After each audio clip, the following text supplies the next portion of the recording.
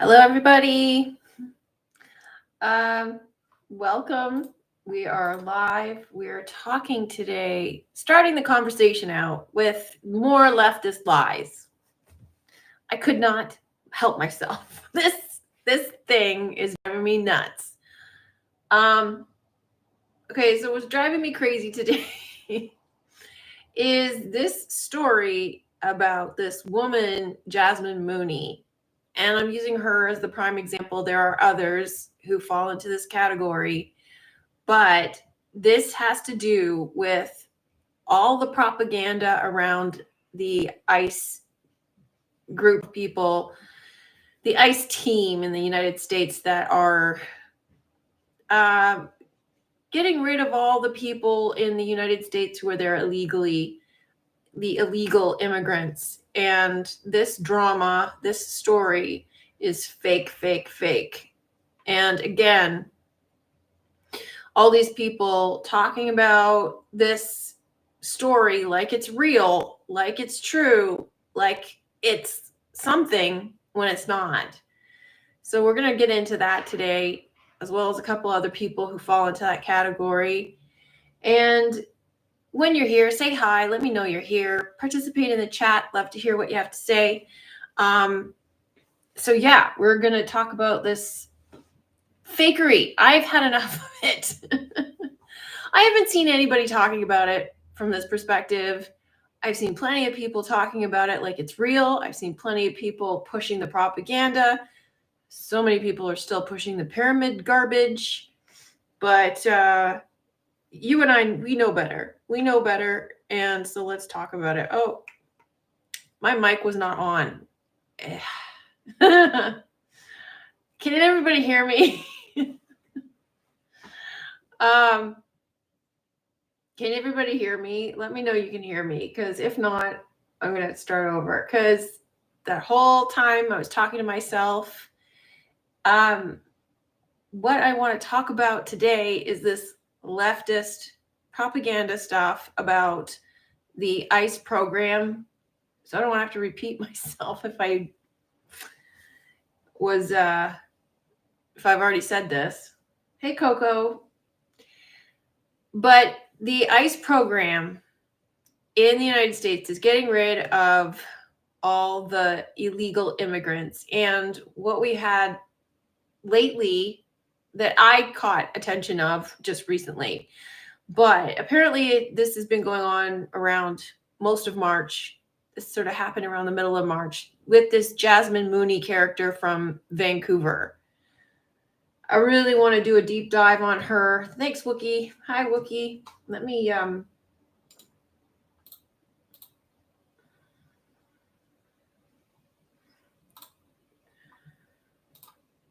there you go. Made you a moderator. So I want to do a deep dive on her, because when I saw that story, I was like, this is nonsense. This is leftist propaganda lies.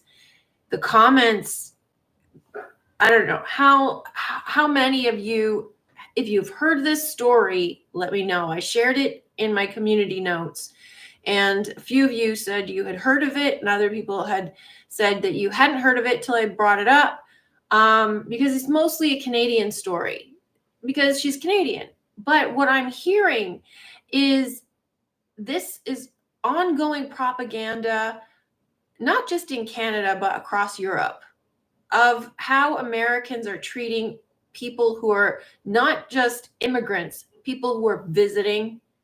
That's the sort of narrative that's being pushed, even though nobody has said anything about people being mistreated who are just visiting the United States. So, hey, Joyful, hi, good to see you.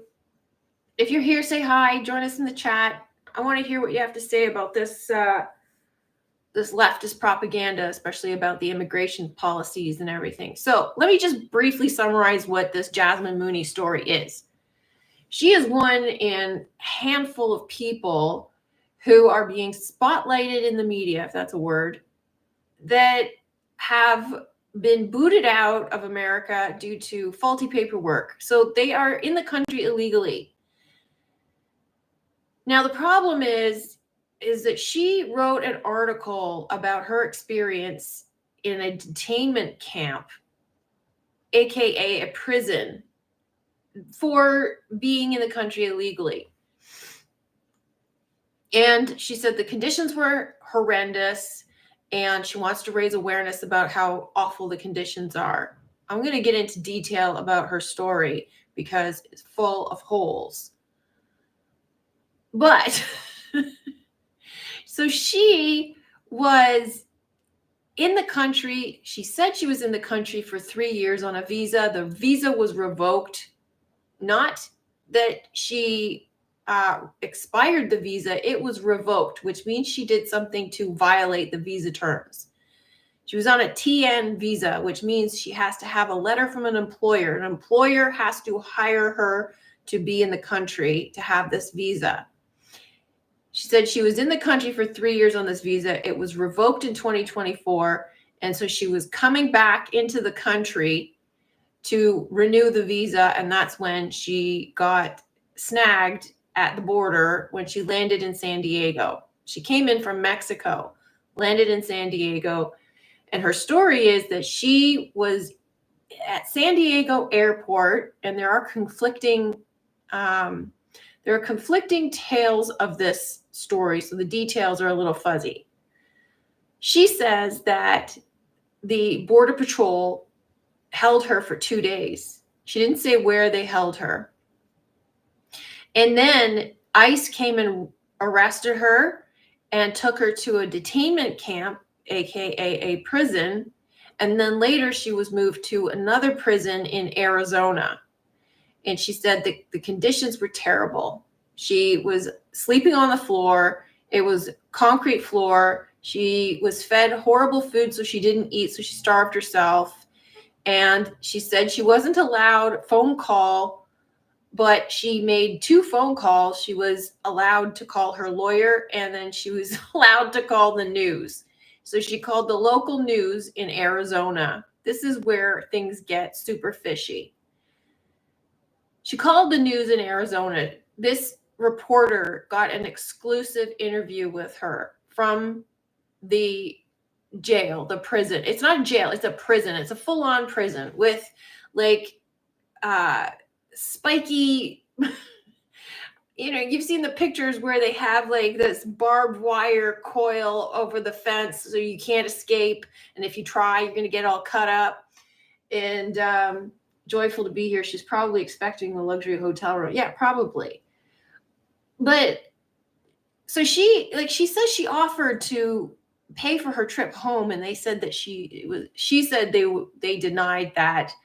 But even that detail is hazy because they said they were trying to send her home or something to that effect. So there's like back and forth as to why she was held in the country. So she called the reporter from the prison in Arizona. She called the local reporter in Arizona to tell him about the conditions. However, apparently the reporter was at the airport where she was detained and put into a van, and he happened to catch the van outside the airport out front, and she was whisked away, and they wouldn't speak to him. Now, he was the Arizona reporter, so it wasn't clear in this clip whether this was the Arizona airport or whether this was in San Diego, because it made it seem like that this was right when she was arrested. But if we're following the logic of the story, it would make sense that he was there when she arrived in Arizona. So when did she have a chance to call Arizona to tell them that she was being moved to Arizona so that they would be there in time to catch her in the van so that they could have a scoop and an exclusive interview with her? But you didn't see her in the van. There was no confirmation that she was in the van, but we're supposed to believe that she was in the van. So the conditions, hey P, so the conditions in this jail were apparently so awful that she has to tell everybody. So not only does she get this exclusive interview from jail on video camera So first, you're not allowed to make phone calls, but when you are allowed to make a phone call, you can call 2 people and you have a video camera, which is to me weird, but okay. So she made this phone call from jail to the reporter on camera, showing these awful conditions, which she didn't really show because she was standing right in front of the camera. And the way the editing was, it was artfully cutting back and forth. So we only saw snippets of her in this horrible, horrible place. You would think that if she was in this horrible, horrible place, she would want to stand back and show it, you know. But no, she stood in front of the camera, hardly showed anything behind her, and they kept cutting away to the barbed wire and everything to make it out like it was just a horrendous experience. So then she gets out somehow. She says she doesn't know why she was detained. She said she doesn't know why she was there so long. She says people kept saying, "Why are you here? You're from Canada. I don't understand it." Well, she was there allegedly because she didn't have a visa. She was in the country illegally. She wasn't supposed to be there.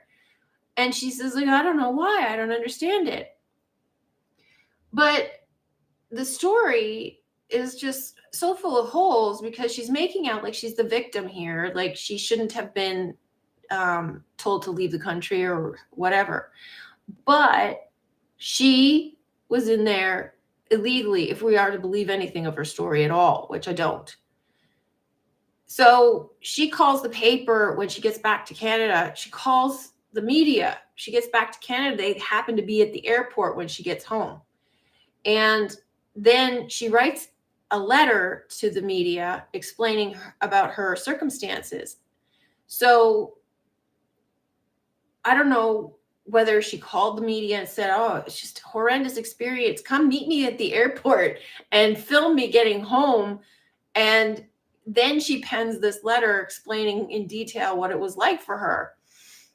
And she says it was just like awful, like being treated like a prisoner. Like, I mean, she was in jail, like being treated like she was being tortured. And then she talks about some of the other people who were in this detention center with her. She says she met 5 other women, and one of them was there for 10 months. And I'm like, I'm sorry, but 10 months? What is your point? Isn't your point of this whole story to drag Donald Trump through the mud for what he's doing to illegal immigrants and how awful they're being treated due to this immigration policy that he's enforcing? And so now you have this situation where you've got you're trying to make your case by saying that somebody was in there for 10 months. Donald Trump's only been in office for 2. So that's kind of goes against your point. So then she said that there was this other woman who was in there, and she was also from Canada, and she had been snatched from her home where she was married, and she had been in the country, I think she said 5 years or something. So she'd been married and she was snatched from her home because she didn't have papers. It's like, you didn't think this was going to be a problem? Like, I don't understand the logic here. So all of the comments about all of these stories is all around how awful it is that that it's happening to these nice people. They're not just exporting all of the criminals. It's just people who have a minor problem with paperwork. It's not just a minor problem with paperwork. That's diminishing the issue. It is a problem because it's illegal. You're in the country illegally. So these people are being sent. I don't know why the story is that they're being detained. I don't know if they actually are being detained. If that's all a lie, it seems like it's a lie, but who knows? I don't know why they don't just deport them.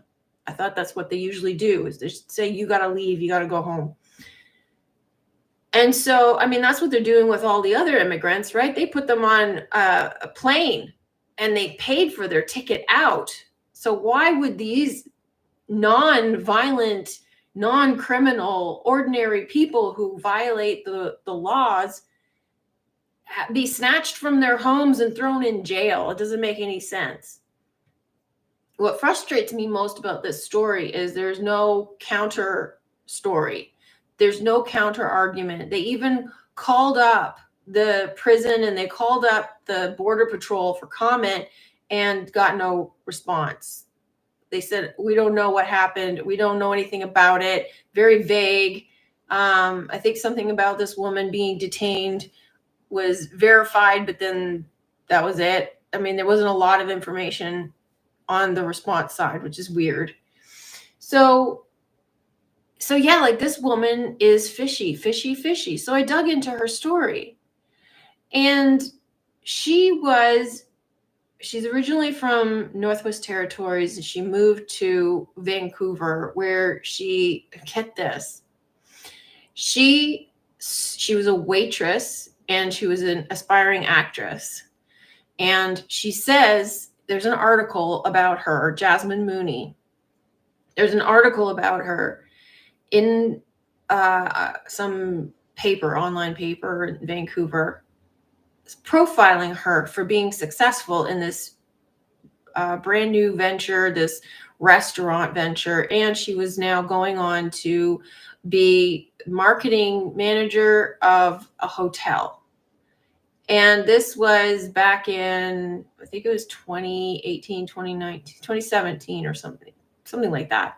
So anyway, so she was a waitress, about 25 years old, aspiring actress. And she said her story was that she was offered financing by one of her patrons. I don't know why, but anyway, why would you call a customer a patron? But she was offered financing by one of her patrons to start her own restaurant. Was this a regular guy? Was this, like, who is this guy? Why would he just off the street offer a 25-year-old waitress money to back a restaurant? Like, we're talking millions of dollars to back a restaurant. She has no experience running a restaurant. She's a waitress. She has restaurant experience. She doesn't have experience running a restaurant or owning a restaurant. And he's going to entrust millions of dollars to her to start up a restaurant. And so she went and met this other guy who was running a restaurant, and they partnered up, put a business plan together, presented it to him. He backed it. And so then they opened this bar restaurant, which is still open today. Apparently, it was so successful, within 2 years, she was already opening another location. It made $4-something million in 2 years, which is ridiculous, kind of unheard of, but okay. So then she gets offered to be the marketing manager of this hotel that they're going to start up, which is also unheard of. So she said she owned restaurants and cafes for 7 years, but this story says that she opened this restaurant in 2017. So I guess this article is 2019. And so then she was starting to start this hotel. So she kind of fudged the dates. She seems like she fudges a lot of things. She called herself an actress, but she's had like day player bit parts. She is an actress, but she's not making her primary living off being an actress. So she said she ran these restaurants and bars for 7 years, and then she decided to move to the States. Okay, so this is where things get weird. She met this guy through a friend who was a chemist, PhD chemist, and he was working on this drink that she's now part owner of this company, and it's called Holy Water. So it's like a drug-infused drink with mushrooms and CBD, and it's supposed to have like healing properties and all this sort of stuff. And so she's been schlepping this drink ever since. So she said she met this guy, and he was working on this, and he had developed it, and he was starting to make a business out of it. He had been doing it for a year when he met her. And she came on as a partner, but also as the face of, so as an employee. And So this is what she has been doing for the last little while, is she's been schlepping this drink. So she said that she was in the United States for 3 years. So the timing doesn't work out, because she said she sold her businesses to move to the States. She has this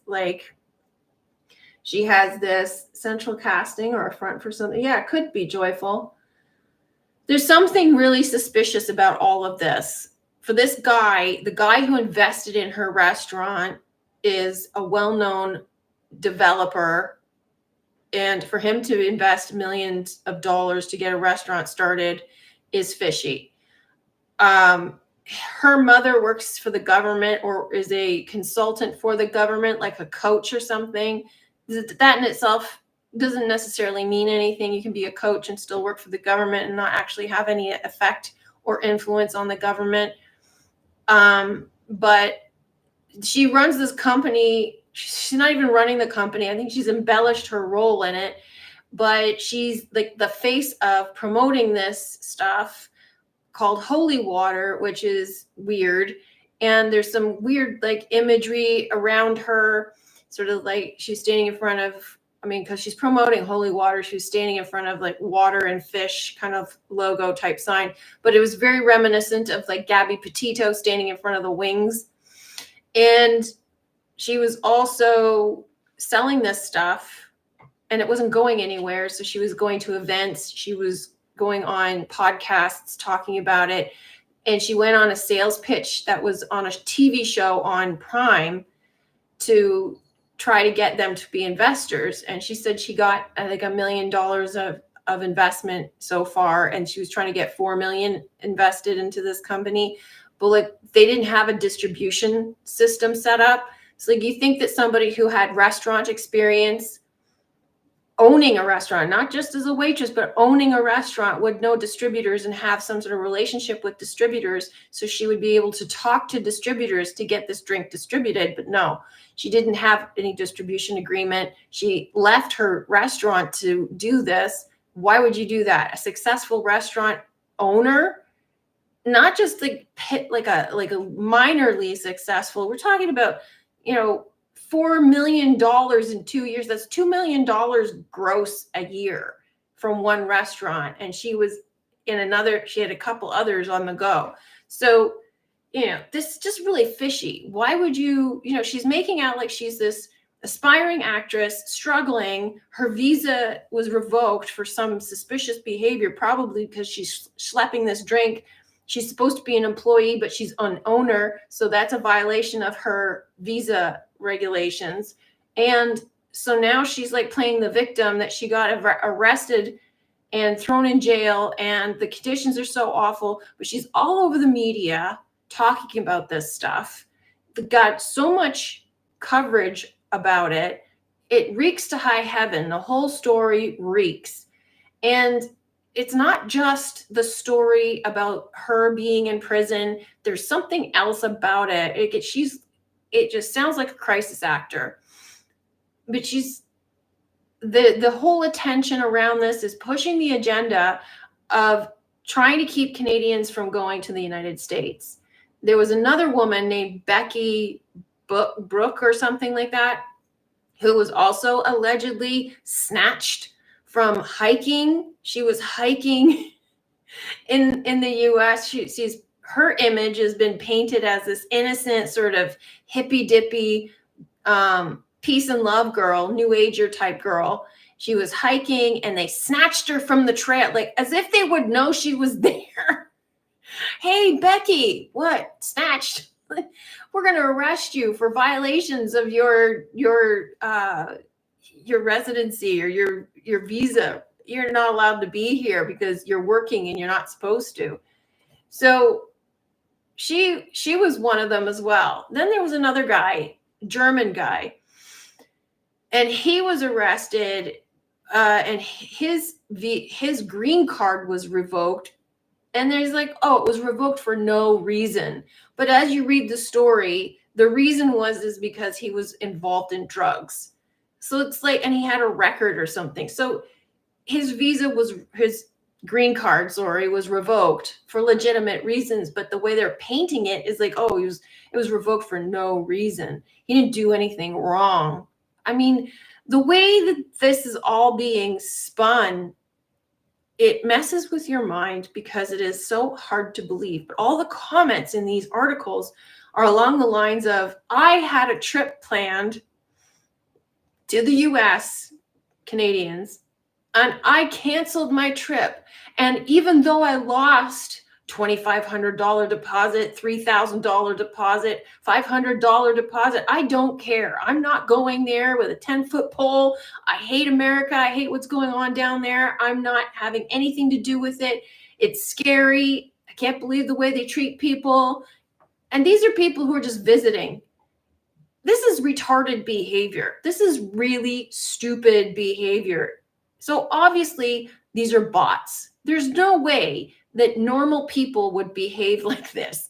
The economy that we're in, these people are just going to cancel a trip because of fear of immigration policies when they're not moving there. They're just traveling there for a vacation, and they're going to just throw away $2,500. Really? Do you really think that people are going to do that? If you're in the camp of being that terrified of something that will never happen to you, do you think that they have $2,500 just to throw away on something like this? Chances are no. Hello, John. You're new. Hi. Always interesting. Thanks for these Sunday chats. Good to see you. Thanks for commenting. Joyful trafficking, probably. Oh, I'd love to hear your thoughts on that. Zop, hello, I'm glad you can make it. Joyful to be here. Rachel Chandler was just a photographer. Oh, I haven't heard of her. What do you know about her? Hilix, love victim mentality. What's Hilix? Coco. I wouldn't be surprised if they say the immigration camps were death camps. Well, this is the sort of narrative that they're pushing. You know, remember in 2020? Fond memories of 2020. Do you remember? When they were pushing that narrative of the camps, and they were empty, and they existed, or at least they gave the impression that they existed, but there was nothing going on there. They were empty, but people will still talk about them as if they're real, as if there are people crammed in there and they're dying, and it's just awful. So this is another 2020 situation where they're trying to push this nonsense to get people to believe in it, to get people scared about going to the United States. And it's like, I've heard of people who have traveled to the US recently, very recently, and have not had a problem. Now, granted, they have a wait time to get in because the way that they make the travel experience, it's not pleasant. But that's always been the case. So I ran into this woman at the store, and she was telling me about how her friend, so we were just talking, and all out of nowhere, she's like, oh yeah, you know, we got to stick together as Canadians because the way things are right now. And I was like, what are you talking about? What do you mean the way things are? And I was like, oh, you mean politically? Oh yeah, okay. And I knew she meant Trump, not, you know, Trudeau or liberals or whatever. Whereas I was like, yeah, I don't really pay attention to that stuff, and I don't really agree, but I'd like to hear what you have to say. And so she's like, well, yeah, because of that. And I said, well, what's going on? She said, well, my friends were in the States, in Florida, and they're thinking of selling. They came back from Florida, and they said, we're going to have to sell. And they said, it's a real clown show down there. It's a mess. So what does that mean? Why would they say that? Like, what specifics did they say? And she's like, she had to think about it because I don't think anybody asked her that before. And she said, oh, well, she said that the customs was particularly bad. I said, well, that's nothing new. Why would that make you want to sell your house? It's a little bit extreme. I said, was there anything else that happened? She's like, I have to ask her. She said, I don't know. I said, yeah, well, you might want to ask her because, you know, that can really mean anything. It's very vague. I said, well, she said, yeah, well, they're fingerprinting. And so now we're not talking about her friend anymore. We're talking generalities. they're fingerprinting and they're getting you to scan your retinas. And I said, oh, well, that's nothing new. I've had to do that like 20 years ago when I went to the States. And, I don't like it, but yeah, they did that. And so that's not new. And this woman was a flight attendant. She's like, oh, yeah, well, I've always had to do that. So I'm like, okay, well, which is it then? Either these things are new or they're not new. Either you know about it or you don't know about it because you're a flight attendant and you have to do it all the time. So you sound like you're making things up because you don't like Trump. So I don't understand how Canadians who own property in Florida all of a sudden are upset about what's happening when nothing has changed. Literally nothing has changed except for the fact Trump is enforcing the law. That's it. And so the law hasn't changed. The rules haven't changed. It's just enforcing the rules. And so now, also, Florida during 2020 was very much conservative, very much in the vein of what is going on with Trump. So everybody from California even moved to Florida because they didn't like what was going on in California and they liked the rules in Florida. And Florida was known to be the haven during 2020 because he didn't like the rules either. So how come all of a sudden they're not happy with what's going on? Oh, brainwashing, that's why. Joyful, stories going on in US about how dangerous travel to other countries is. Definitely trying to keep people contained in their own country. Oh, really? Oh, okay. Can you share a few? Do you know of any? Rachel Chandler worked with Epstein finding new talent. Oh, okay. I see. Yeah. Gotcha. So she was like an agent or recruiter. I see. Well, I don't even believe the Epstein story is real. And I'm not just saying that. I've done research into it. It just seems like total bogus, nothing. Just like JFK. So, but, they have to tell the story, right? So, yeah, I also heard that Europe has travel warnings to the United States. Why? There's nothing going on for travelers. If you're trying to get into the country illegally, then you have an issue. But not travelers, not if you're just going to visit.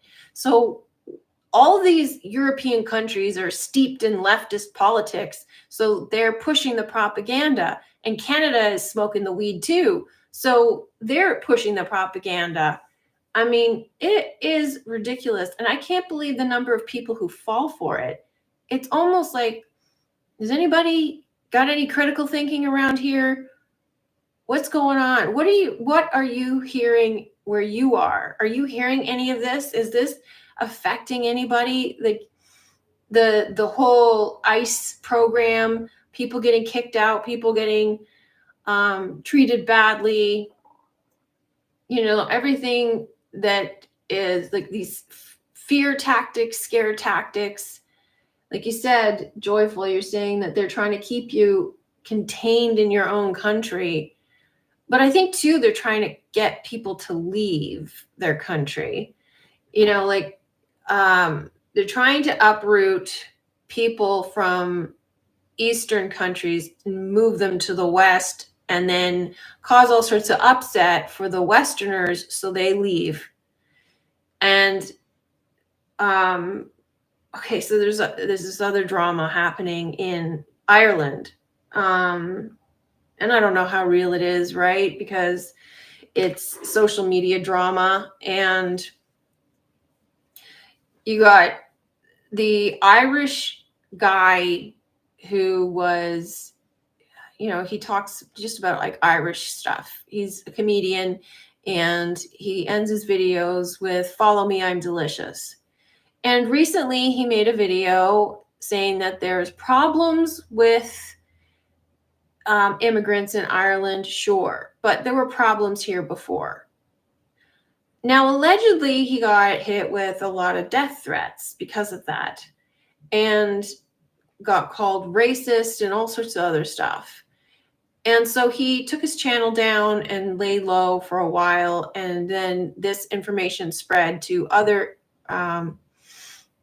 podcasters like Rogan and this British woman, Katie someone. And so they were talking about him and saying this was the issue. But we also know that a lot of these influencers or podcasters or high profile YouTubers at like the 1 million subscriber level or so are usually shills. And so they're pushing some sort of narrative to make you believe that this is what's going on. So I don't know if he's one of them or not. I haven't studied him closely enough, but has anybody seen this guy? Anybody have an opinion on his stuff, whether you think this is real or not? So yeah, a lot of weird things happening, a lot of strange propaganda projects, and it's all really heavy-handed. It's like there's almost no pushback on the other side. And then there's like the Tesla burning and the Tesla arrests, which I think is also propaganda. Like all of this, it gives me the impression that all of this stuff is just happening on the screen, that it's not actually happening in real life. I don't think that there are grown human beings literally getting out of their cars to key a Tesla. Like there's video footage of several grown men and women stopping in traffic or parking lots to get out of their vehicle to go and key a Tesla with the driver in it. It doesn't make any sense. So now they're showing these people getting arrested, and they're also videotaped. So all of these people are getting recorded keying the car. Because the car itself has cameras, but they're also being recorded getting arrested.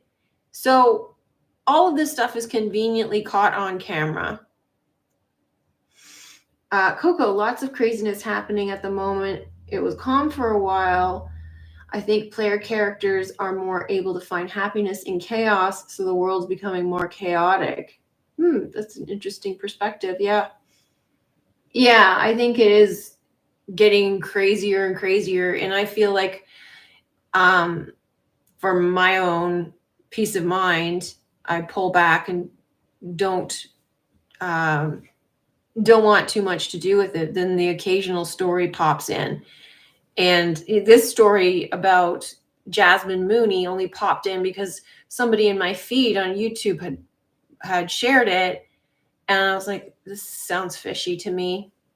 And it's funny too, because anybody trying to, poke holes in the story or point out that there are holes in the story or question what was going on immediately gets attacked. It's just kind of like the same sort of censorship that happened in 2020, where if you question the mainstream narrative or the story they're trying to push on you, you get attacked, like the flying monkeys thing. We were talking about this last week with the pyramid nonsense and how if you question that, you get attacked. And it's like, you're not allowed to question that. There was a comment regarding this Jasmine Mooney story, because somebody pointed out, well, her visa got taken away, got revoked. What did she do? Or, somebody was pointing out one of the holes in the story, and it was an obvious glaring hole. And the response was, that's what you get out of this story? She was tortured and detained for 11 days, and this is what you get from it? What's wrong with you? It's like personal attacks. You're stupid. You're heartless. You're cruel. You just can't even relate. Why are you poking holes in such an emotional, heartbreaking story? How dare you? The inhumanity. And it's like, whoa, okay. So you're full on emotional, responsive, reactive, not thinking, not a critical thinker at all. And then you attack people who are trying to think about this logically and recognize that there's flaws in the story and recognize that this is not logical. And these it is so bizarre. It's such a strange situation that we're in. And you can really see the polarities at play. And I think that's part of it too, is to be able to see how there are two different worlds happening here, the divide. Oh, I think there's three really, because, there's the people in the middle like us. So you got the leftists on one side, the righties on the other, and they're just going at it with one another. But you can see the divide. You can experience that two people are living in a completely separate world based off of their perceptions. And then there's the people in the middle who are like, yeah, look at you two morons fighting each other over stupid stuff that doesn't matter. Hello, more comments. Excellent. Joyful. I know people personally who think these people are like freedom fighters. Just so crazy to believe that people can buy these stories, trying to even just ask questions, and they just scream back. Oh, for sure. Yeah. I know they do. They think that they're freedom fighters, but like if you start to question them and say, well, what about it is actually freedom fighting when they're attacking people's personal property in the name of what? Justice? How does that send a signal of justice? These lefties who support the climate change campaign to move to electric vehicles were all for Tesla. They were all in support of electric vehicles and Tesla and all of this sort of stuff. Now, all of a sudden, they hate him now that he's trying to save America, and he's trying to save the country, and he's trying to cut back on expenses. Oh, no, Elon is terrible. We have to key his cars, which has nothing to do with Elon. You're keying somebody's car, which it inflicts pain on the driver and the owner of the car, who has to pay for the repairs. You become a criminal, and Elon doesn't suffer because that customer's already paid for the car. Elon already has his money, and Elon doesn't even own 100% of the company. So you're not hurting Elon. You're hurting the owner of the car. Oh, but he supports Elon. So you're a social justice warrior vigilante on a societal level, but you're not courageous enough to actually do something that requires thought and requires intelligence and requires some sort of strategy to direct your issues in a sensible manner to the people that you actually have a bone of contention with. Speak directly to Elon if you have an issue. Don't go and attack your neighbor who you suspect without evidence voted for Trump because you don't like their politics. This is just the definition of stupidity. So he's not even running the country, and you're attacking his vehicles that his company made, that he only has like a 12% ownership of, thinking it's going to get at him. That's like stabbing your neighbor because he's Russian and you're trying to win the war against the Ukraine. Like, it doesn't make any sense. You're trying to win a war that your Russian neighbor's not even involved in. It's dumb. Dr. Juan, hello. Hi, James. Hi, Yolanda. Yes, there are more and more crazy stories. There has to be to balance out the increasing positives. The only difference is the negative has a network to spread hearsay. For sure. For sure. Yeah, I agree with you. I think it is a definite reaction to the awakening. And also the fact that we see that it's all fake. So we see that it's all fake, so it has to become more and more fake, because it is fake. And so the craziness is going to balance out our awareness of it. And the more we're aware of it, the more it comes to the surface. And so we're literally changing the world right now just by being aware of this nonsense and speaking it into existence, which is why I talk about this sort of stuff on my videos. Like, this is the real world application of our awareness and our ascension process and our ability to see through the lies and the deception and not be affected by it, and recognize when something is a deception and something is just nonsense and fear tactics. And it's one level of the ladder that we're climbing on, that we're on. So, most people are caught up on the checkerboard game. You got to get off the checkerboard. You got to stop playing their duality game. Absolutely. It all seems so ridiculous, but they really do attack you. Yeah, they do. They are vicious. Like, it all seems to be these sort of unhinged people on the left, doesn't it? And a lot of those people happen to have some sort of mental illness that sort of facilitates this. And some people have said some of it has to do with the hormones and from the transitional process for some of these people. But then there's also some people who are they're suffering from mental illness from whatever reason. There's all sorts of reasons why they would have illness, and a lot of it is just pure brainwashing, which is also mental illness. Like, if you're overly susceptible to being brainwashed and manipulated, you don't have control over your mind, which is an illness of the mind. So you don't have control over your own mind. Someone else is going to control it for you. And this is a prime example of that in action. Coco, the British government are passing censorship laws. Of course they are, because the UK is going down the drain because of the show Adolescence. Oh, seriously? Oh my God. All the stabbings in Britain, and one TV show made everyone think white British boys are doing the stabbing. Yeah, and that show, the real person, from what I heard, the real person that show is based on is not white. The producer of the show is also allergic to heat, like actual heat.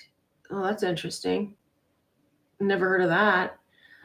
Joyful to be here. And now Candace Owens and Ian Carroll exposing RFK Jr. Yeah, I saw something about that. What is it about? What are they exposing him on?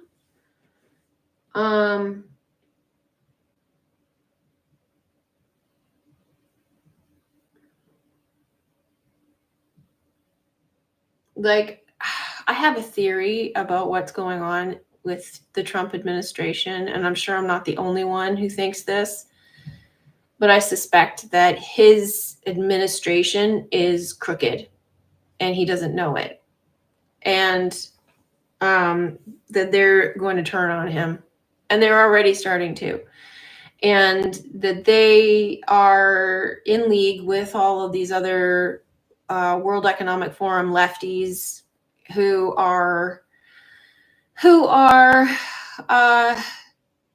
determined to make things difficult for him. And it's part of the story, it's part of the process. But yeah, that's my theory, is that that these people are part of the deep state, and they are pretending to be on his side, and then eventually it will appear that they are not. So yeah. Joyful to be here. Blackmail for what? Like, is he being blackmailed, or is he like blackmailed for what though? Or is he blackmailing somebody else? You don't have to ask if someone is a Hillock NPC. I don't know what a Hillock is.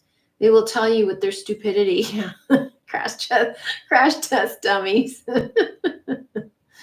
Coco, it's funny from a leftist perspective. Imagine your president getting too senile to run the old president, and the old president that you hated and thought would go to jail gets in again. I know. Could you imagine having a leftist brain right now? I feel like Jim in the office without a Pam to look at when things happen.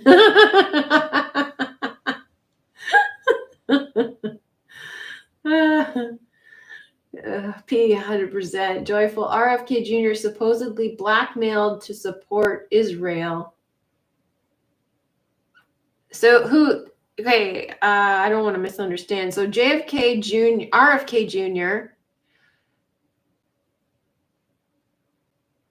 I'm confused. So somebody's blackmailing him to support Israel,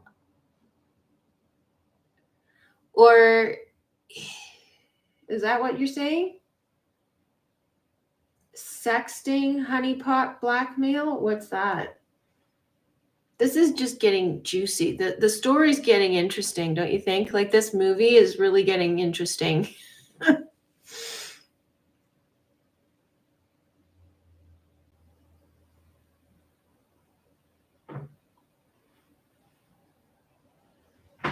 Yeah, I mean, God, I can't imagine being on the left and looking at the world through their perspective with their brainwashing. And I mean, I can understand why they react the way that they do because of the story that they believe, but it's like, I can't believe we have a president who was arrested and he's a criminal and he's a sex offender. And yeah, there's so many things that they have been fed that I can understand why they react the way they do. But you have to you have to wonder why those people don't take a minute to reflect and wonder why the majority supports him. The majority, they have this opinion of the people who support Trump as being stupid, brainwashed, that they're awful, horrible people who don't like women. Like, this is how they explain it to themselves. I mean, the way in which they explain it to themselves in itself is deranged, because for them to believe that the majority of the country supports Trump because they hate women is deranged. Because they can't stand to see a Black woman in power is deranged. No, it's not because she was a terrible candidate. It's because she was a Black woman or Indian woman or whatever she was, from one day to the next. It's like, you have to diminish their reasoning and their mental capacity to the point where, no, it isn't because Trump was a better candidate. It isn't because they believe in Trump. It isn't because he had a better platform. It isn't because they think he's actually going to turn America around. It isn't because any of those reasons. It's merely because they don't want a woman in power, which is ridiculous. So the reason they think that is because the only reason they were voting for Kamala was because they were voting for her because she's not Trump. So that's their reasoning for why anybody voted for Trump. It wasn't because they wanted to vote for him, even though they call them Trump supporters, which is illogical. They voted because it was a vote against Kamala. It's like, no, I'm not having that woman in power. I'm going to vote for the other guy. Coco, in Judaism, if Israel builds their third temple, the world ends. Oh, that sounds like fun. Joyful to be here. Ian Carroll and Candace Owens teaming up to disclose it all, supposedly. Who's Ian Carroll? I've not heard of him. Who is he? Joyful. Jon Stewart's interview with a woman from Hungary saying the lies and media control would never happen in the U.S. The look on her face was priceless. Wow, okay. I've missed that one, but I don't, I'm not up on those people anymore. I kind of sort of started watching a little Candace Owens, not much though. But yeah, that's funny. The irony. That's so ignorant. To believe that you can't, like, the lies and media control would never happen in the US. He's one of them. He's one of them who's controlling and lying in the media. James, I have no idea what's going on in the world. All I see are stories, dead stories full of BS, Dead Sea Scroll. Yeah. Well, yeah. Good for you. But, you know, I enjoy watching the show to some extent because it's kind of why we're here. But if I could, you know, unplug, that would be blissful too. So if you can do that, great. But yeah, there's a lot going on, a lot of propaganda, a lot of nonsense, and it sounds to me like the UK is in dire circumstances, and that makes me sad. It makes me sad because, well, I'm English, so it makes me sad because it's my birth country. And, you know, when I was there last, which was like almost 20 years ago, it was in bad situation then. So I can only imagine how bad it is now.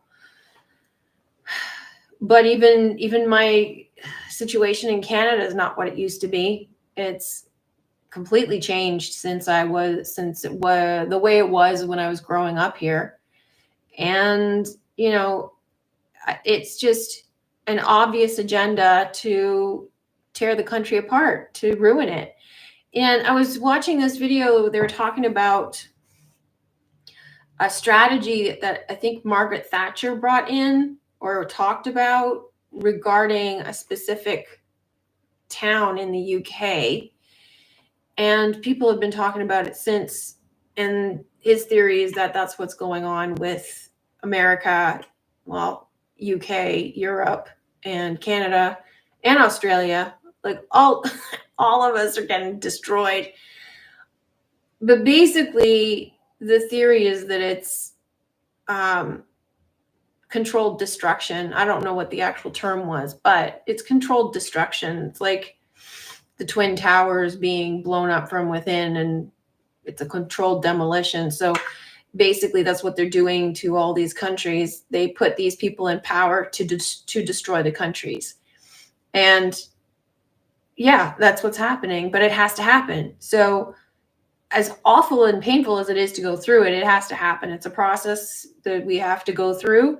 And, you know, part of the destruction is going to be putting something better in its place. And depending on what side of the fence you're on, some will legitimately be better and some will be sort of fake better, you know, have the appearance of being better.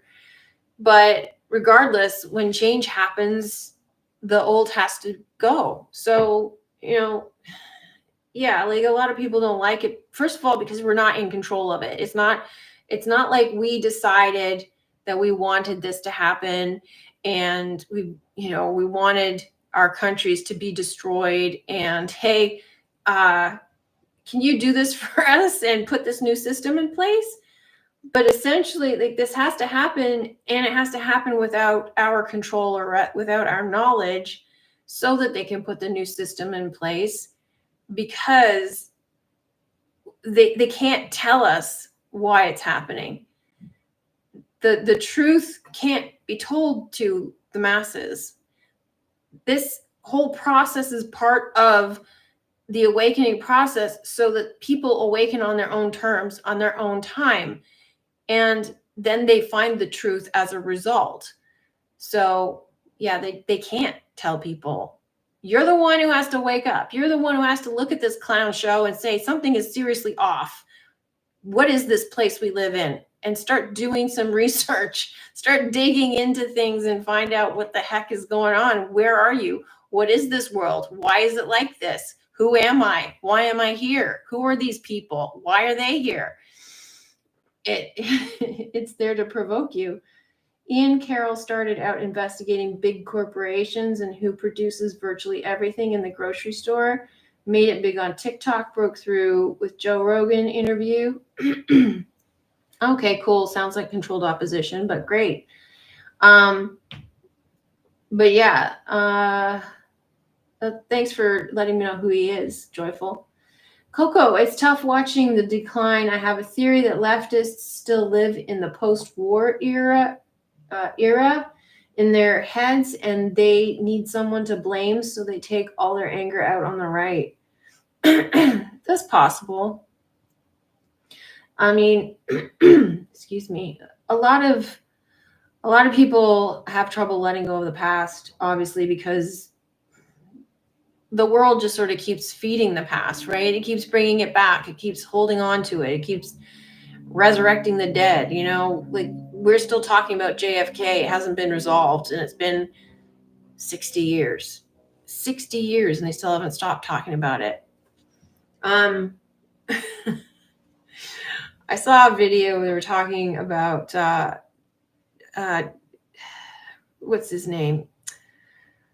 Ben Shapiro going off about JFK, and it was a comedian guy. He was talking about it, and they talk about serious stuff, but they're comedians. Anyway, he was talking about it, and he was pointing out that, he said, I never suspected that Israel was part of the JFK assassination until now.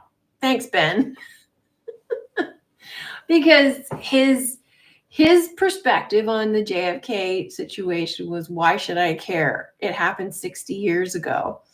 And the argument that these comedians put forward, or someone in the comments, I think, put forward, someone in the comments said, okay, but he would also have you say, like, he says that he doesn't have any interest in JFK because it happened 60 years ago.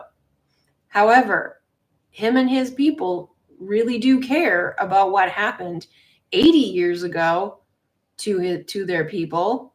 They still talk about that. They won't let that go. So I thought that was a really interesting point. It's like whatever serves them and like serves, not whatever serves people and their agenda, mostly the left, and Shapiro's supposed to be on the right. So I don't know what's going on with him. He's slowly turning. Something up with Shapiro. But he's like, it's this is like what happens with a lot of shills, right? So Shapiro is a controlled op gatekeeper shill, and he was largely one of the big right-wing supporters, but now he's sort of going off into another direction and seems to be giving the impression that he's independent-ish, which he's not. He's controlled. So I wonder if he's trying to swing the right to the left, right? Because a lot of these influencers at that level, they're there to manipulate you. They're there to control the narrative. They're there to swing you in a certain direction so that you you agree with them with a bunch of stuff. And it's like, oh yeah, this is great. This is great. This is great. And then they start sliding in their agenda.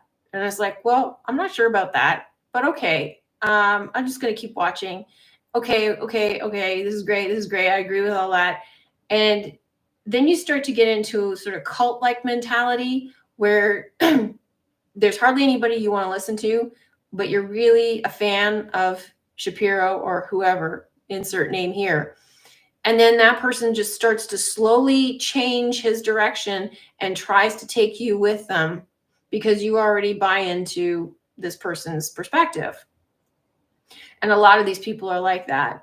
So, yeah, you got to be careful. If you are a critical thinker, you're going to be fine. If you are not a critical thinker and you just go with whatever somebody feeds you, you're in trouble. Coco, it's weird looking at the world from a spiritual lens. I'm getting too invested in the story, and then I remind myself it's just a story. Yeah. I mean, I like watching the story. It's part of why we're here. I'm fascinated by the story and I'm learning from it. So that's why I watch it. But sometimes I get like this lady, Jasmine Mooney. When I was reading her stuff, I was like sucked into a vortex of this rabbit hole all on her. I'm like, why am I so obsessed with this stupid story? And I thought, well, don't worry about it. It leads somewhere. It always leads somewhere good. So don't worry about it. If I'm entertained, follow it. If not, don't worry about it. But yeah, I got to a point where I was like, okay, I'm just going to stop with this because this isn't going anywhere for me. But it is, to me, it's fascinating. I enjoy paying attention to how people think, why things are the way they are, what's going on in the world, where are we in the story? Not the, the popcorn level story, the esoteric one story. Where are we in that? What's really going on? And how's it playing out on the world stage? That's why I pay attention to it.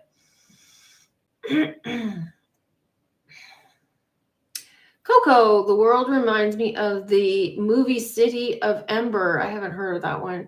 The world's declining and they don't know there's a world above. Ooh, that sounds interesting. That sounds interesting. When did that movie come out? Anybody famous in it? Because I've never heard of it. It sounds like an indie film or something. Joyful to be here. Everyone online seems part of that Spider-Man meme where they are Spider-Man all pointing at each other. That Shapiro guy's voice is terrible. He sounds like he has perpetual wedgie. Yeah, I agree, P. Yeah, he's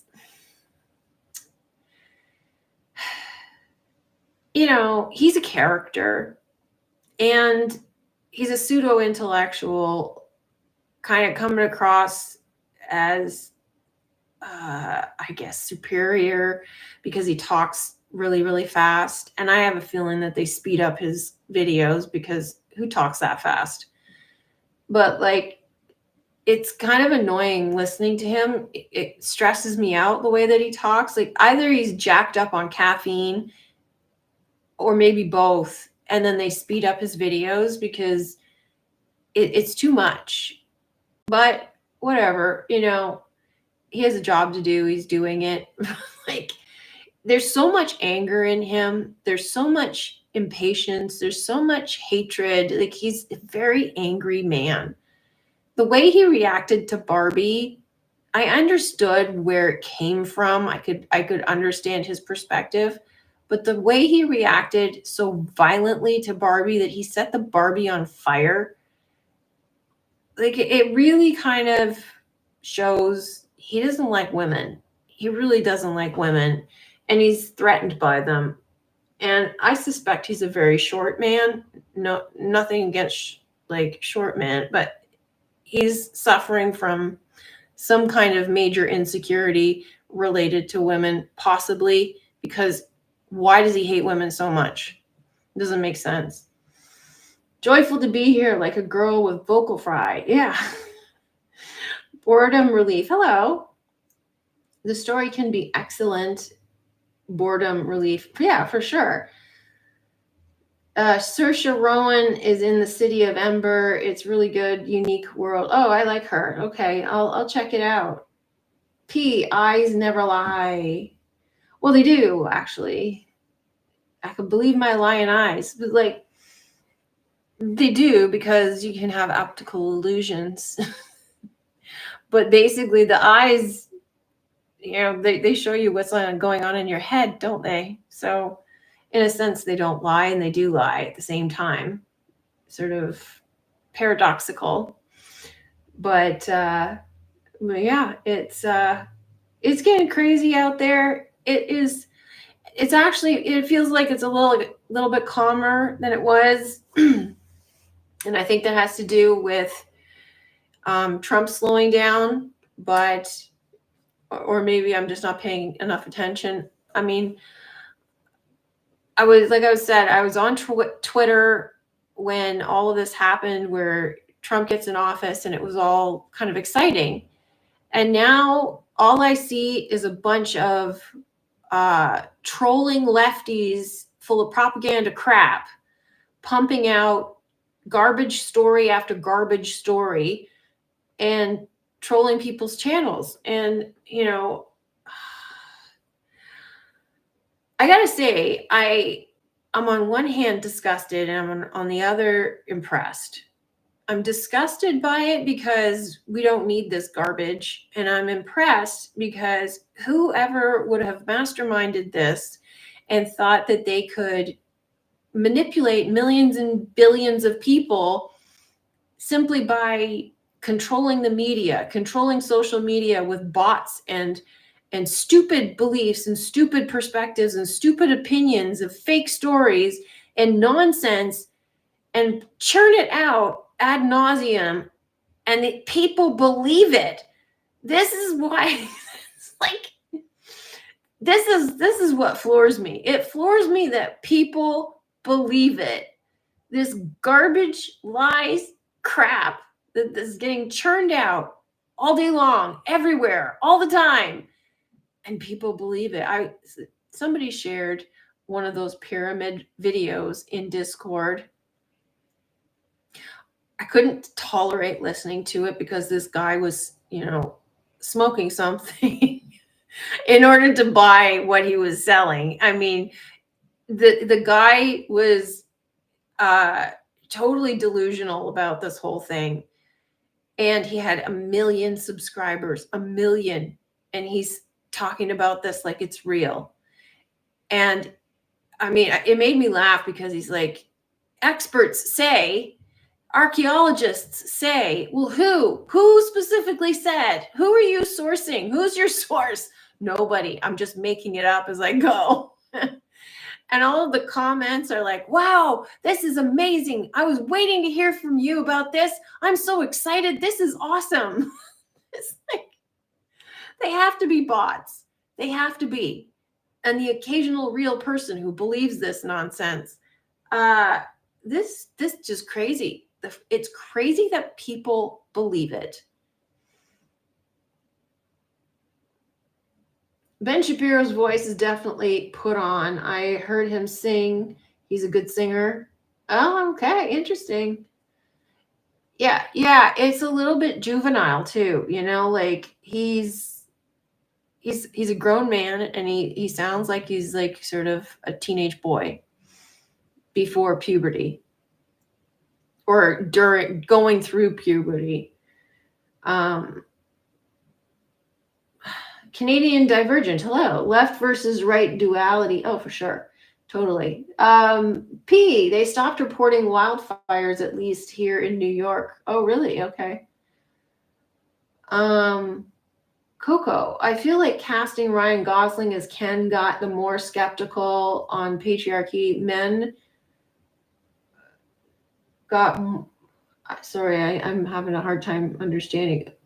Casting Ryan Gosling as Ken got the more skeptical on patriarchy men. Okay, so that's like a descriptor to watch the movie. Yeah, probably. And if so, great, because they needed to watch it. It's an important movie, and it needs to be seen, because the whole point of the movie is that when you draw attention to something, it vanishes. Like something scary or a spell or something that's fake, if you draw attention to the fakeness of it, you draw attention to the fact that patriarchy is not what it's supposed to be. Patriarchy is a lie. It's just a story. It's a spell. And you burst the bubble. It doesn't have any control over you anymore. And you realize, well, hang on, why am I buying into this crap? Because that's all it is. It's just a spell. And we believed it. And we believed it because everything flipped upside down. We have back in history, when all of this went upside down, we had a fallen consciousness. Everything flipped from believing in a God within to externalizing God. It went from worshiping the God within to worshiping a man, and then putting the man as the head of the household, putting a man as God in the Bible. So it's all masculine, and brainwashing from there to control the people into believing in patriarchy. And it is nothing but toxic crap. Like, it is so toxic, but this is toxic for everybody. It's not like a man versus woman thing. It's toxic for everybody, and it's just a mind spell. That's all it is. So when you are aware of the fact, it goes away. I mean, some of the things you got to work on, but you got to be aware of it first.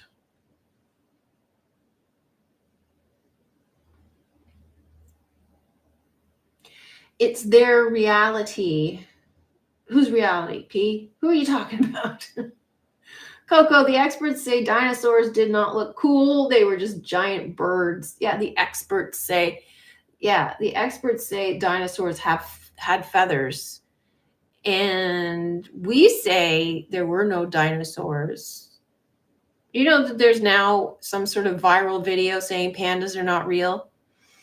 And I couldn't watch the whole, like, there was a video talking about it and it was just so bad. But this is something that has been presented by conspiracy theorists for quite some time. Not just pandas are not real, but quite a lot of animals are not real. So I thought that was interesting. It's like some of the history on this panda thing is very suspicious.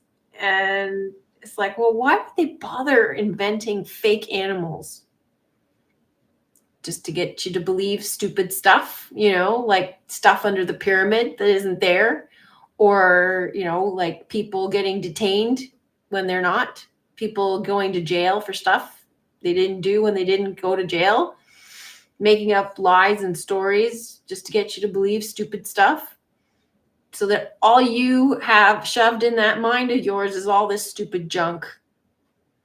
God, could you imagine buying all this crap and walking around like it's true and telling people, all the inner, all the little details about this underground city under the pyramids, and like it's fact, like it's true. And all of the little details, and you go around bragging about it and telling everybody.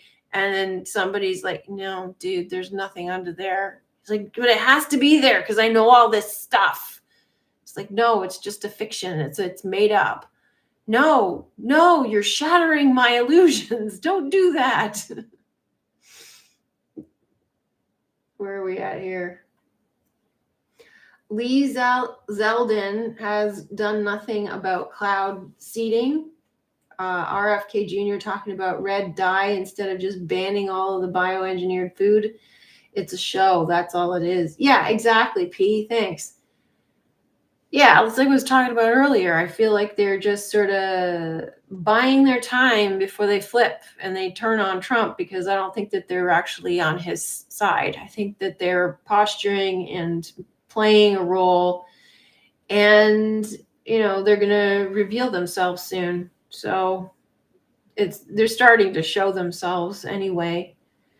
I don't know what the whole story is, but obviously they're not being honest. They're not truthful. Don James, regarding these hidden chambers under the Khafre pyramid, I take this simply as an inverse prompt to search within oneself. In a twisted way, there seems a profound truth being shown. Sure. I mean, yeah, you can definitely see an allegory in that if you want to. But yeah, I mean, they're talking about like underground pyramids, underground cities and columns, and it's just ludicrous. Like it's not even physically possible to do that.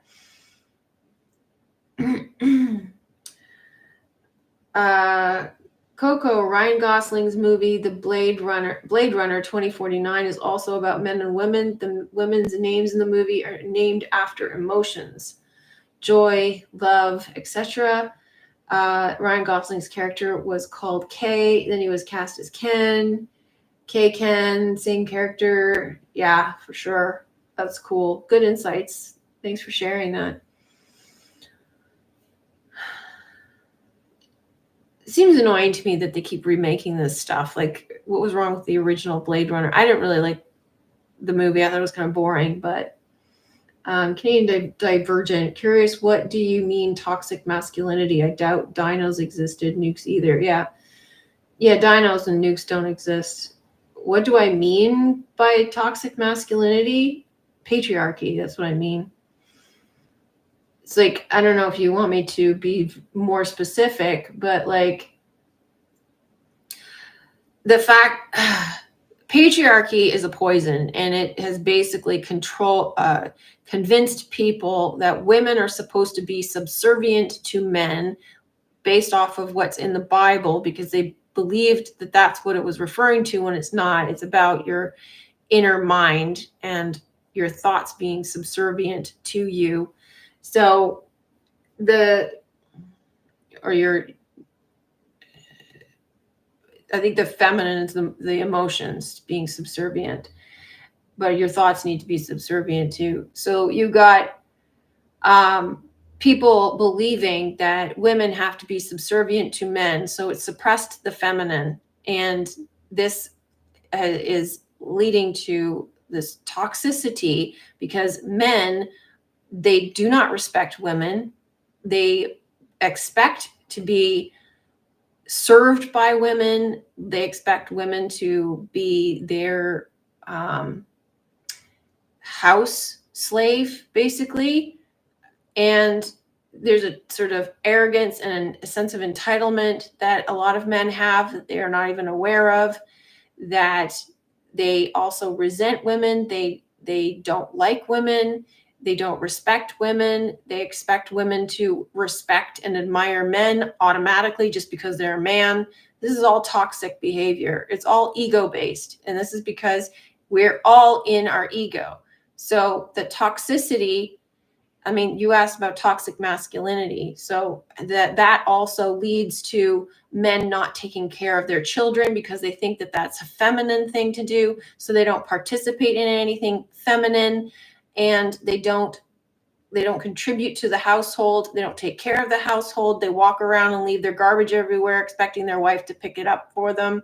They don't take care of themselves. They won't go to the doctor, which puts an emotional burden and a psychological burden on the wife to take care of him because he's not taking care of himself. So, there's a lot of things that come from this toxicity, which is essentially not taking care of yourself, not respecting yourself, and not respecting others, or supporting others, loving others, caring about others. It's basically, I'm the king of the castle and you should worship me kind of arrogance behavior. And also like this being out of touch with your emotions, being out of touch with your heart, being like ego-centered, head-centered. Also men dominating the external world and not valuing women's work or women's labor inside and outside of the home. They think that women should follow them and do whatever the man wants to do because the man's the head of the household, but the man doesn't do the same for a woman. So, I mean, some of this is changing and softening because the woman is rising, the feminine is rising. So, but even a few short decades ago, you could see this was a lot worse then. So this is what is meant by toxic masculinity and this sort of bravado. I was watching Days of Thunder for the film discussion group last night, and the toxic masculinity it reeks in that movie because it's all ego. And the men, so the slightest offense to their ego, and they will fight each other. They will badger each other. They will criticize each other. They will tease each other, taunt each other, but they won't have any sort of vulnerability. They won't have any genuine interaction, and they crave it. They crave this genuine interaction because they're so out of touch with their heart and their emotion, and they crave it. So they hate themselves as a result. Like, it's very complex, but simply put, if you want to get out of toxic masculinity, embrace the feminine. Embrace your heart, embrace the feminine, get in touch with your emotions, meditate, go within, drop this act of arrogance and get rid of the ego. That's what you got to do to get out of it. And also acknowledge the fact that that patriarchy is a problem. Acknowledge the fact that there's, misogyny and women hatred that is infesting your relationships, and you're probably not aware of it. And it's not just the men, it's women too. Women are male-centered. They do everything for the man. They lose themselves in relationships. They lose themselves in their marriages. They hate themselves. They don't like their bodies. They do everything to try to please a man instead of pleasing themselves. The men don't value women who please themselves, who have a career, who have a job, who take care of themselves. They want a woman who will be at home and take care of them. And a woman doesn't value a woman who takes care of herself. They call her a floozy. They call her a whore. They call her an independent woman, strong independent woman. And that's not the kind of woman who gets married. They don't like career women. You can't be a career woman and have a husband and have a family, because the man wants the woman to be at his beck and call and take care of him. There's all sorts of problems with it. It reeks everywhere. It's a poison, it's a cancer, and it's in everything. So yeah, the women are affected by it too. The women have hatred against women who don't toe the line. If you don't behave the way you're supposed to behave and be subservient to a man, you're not playing by the rules. So they hate women who do that. Women who find their own authenticity, women who have their own inner power and inner strength, who don't play by the rules. They don't like them. Single women are a threat, because they know that a man's going to wander, and they don't want single women around their husbands because the man's going to cheat. But it isn't the man's fault. It's the woman's fault for being there. It's, all of this stuff. It's just awful. Anyway, where are we here? Starseed Awakening. These days, I don't believe anything. Diddy, missing kids. I don't believe any of it either. Diddy's a lie. It's just a story. Epstein's a story. Missing kids. Yeah, it's all just a story. There's no evidence to support any of it. Like, do you believe that the baby oil in Diddy's bathroom is evidence? It's like, ooh, something happened. There's baby oil in here. Coco, cloud seeding is weird because people believe it's a conspiracy despite cloud seeding being a common thing done in Dubai. Well, yeah, it's just because people don't talk about it openly, Wookie, Trump best avoid Senate chamber the next 3.5 years, especially in March. Yeah, I was thinking the same thing. It's like, stay away from the Senate chamber during the Ides of March, Trump, because that's the way things are looking. It's looking a little bit like A2 Brute. Joyful to be here. RFK says food producers are afraid of the states passing laws against certain ingredients. It will be too hard to produce different products for each state. How about they just take it out for all?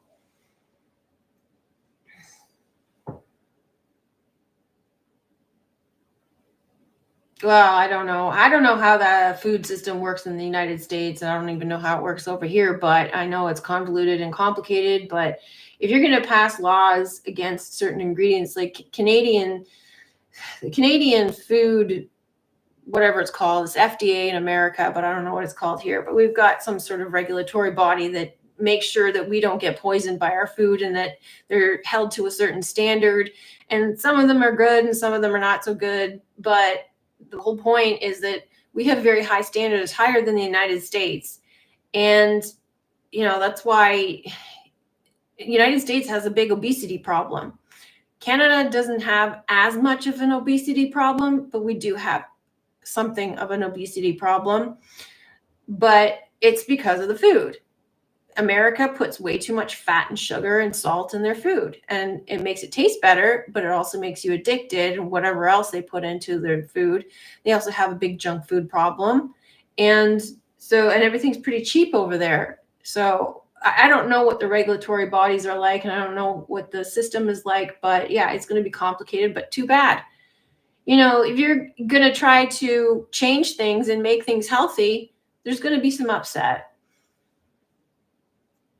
There's also Ryan Gosling's movie, Lars and the Real Girl. Ryan falls in love with a doll like Barbie or a doll. Yeah, I remember that. Yeah, good comparison. P, we all came from a woman. We did indeed. We did indeed. Send some love to your mother. As Vanilla Ice would say, word to the mother, word to your mother. Starseed Awakening is so funny that I know narc women that act like toxic masculinity. Yeah, that's true too.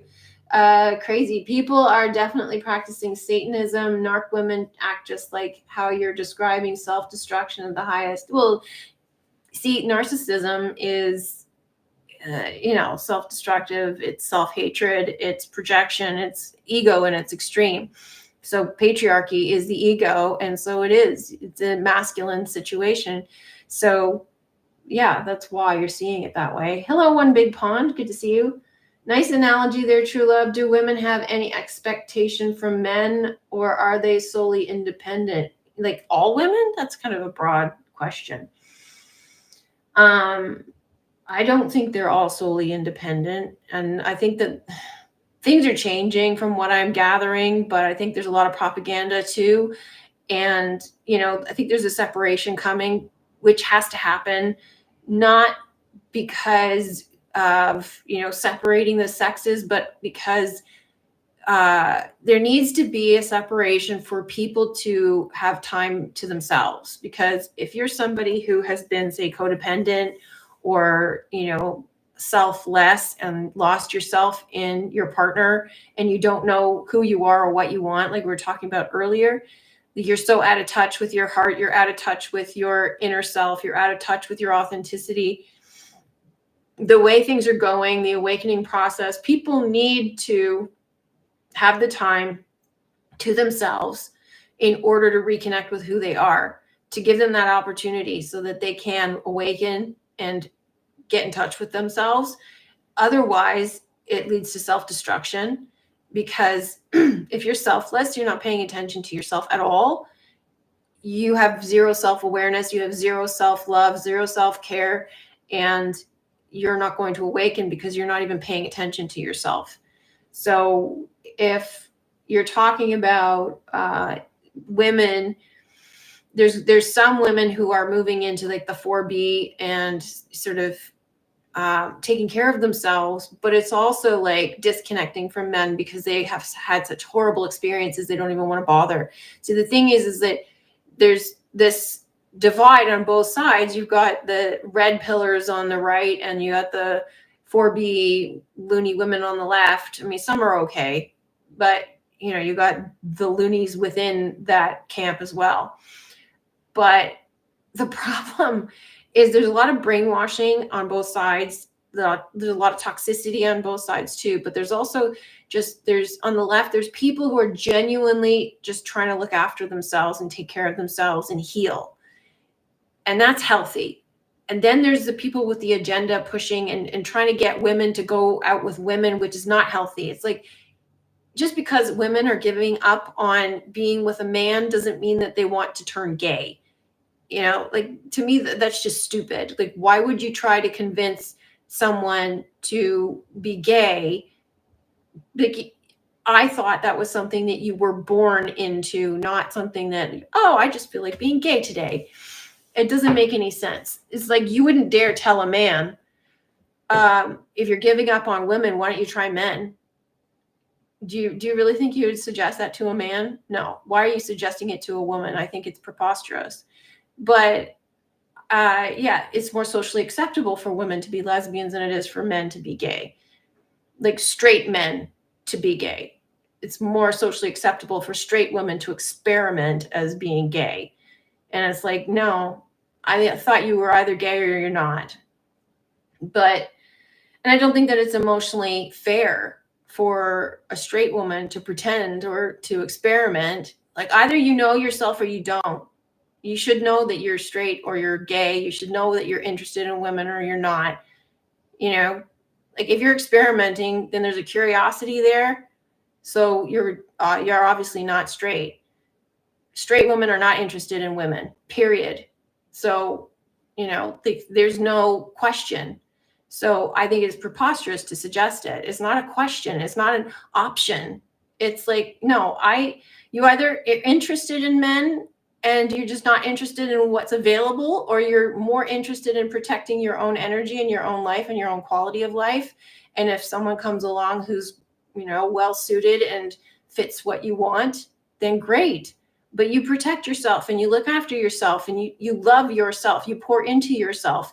And this is where we have to head.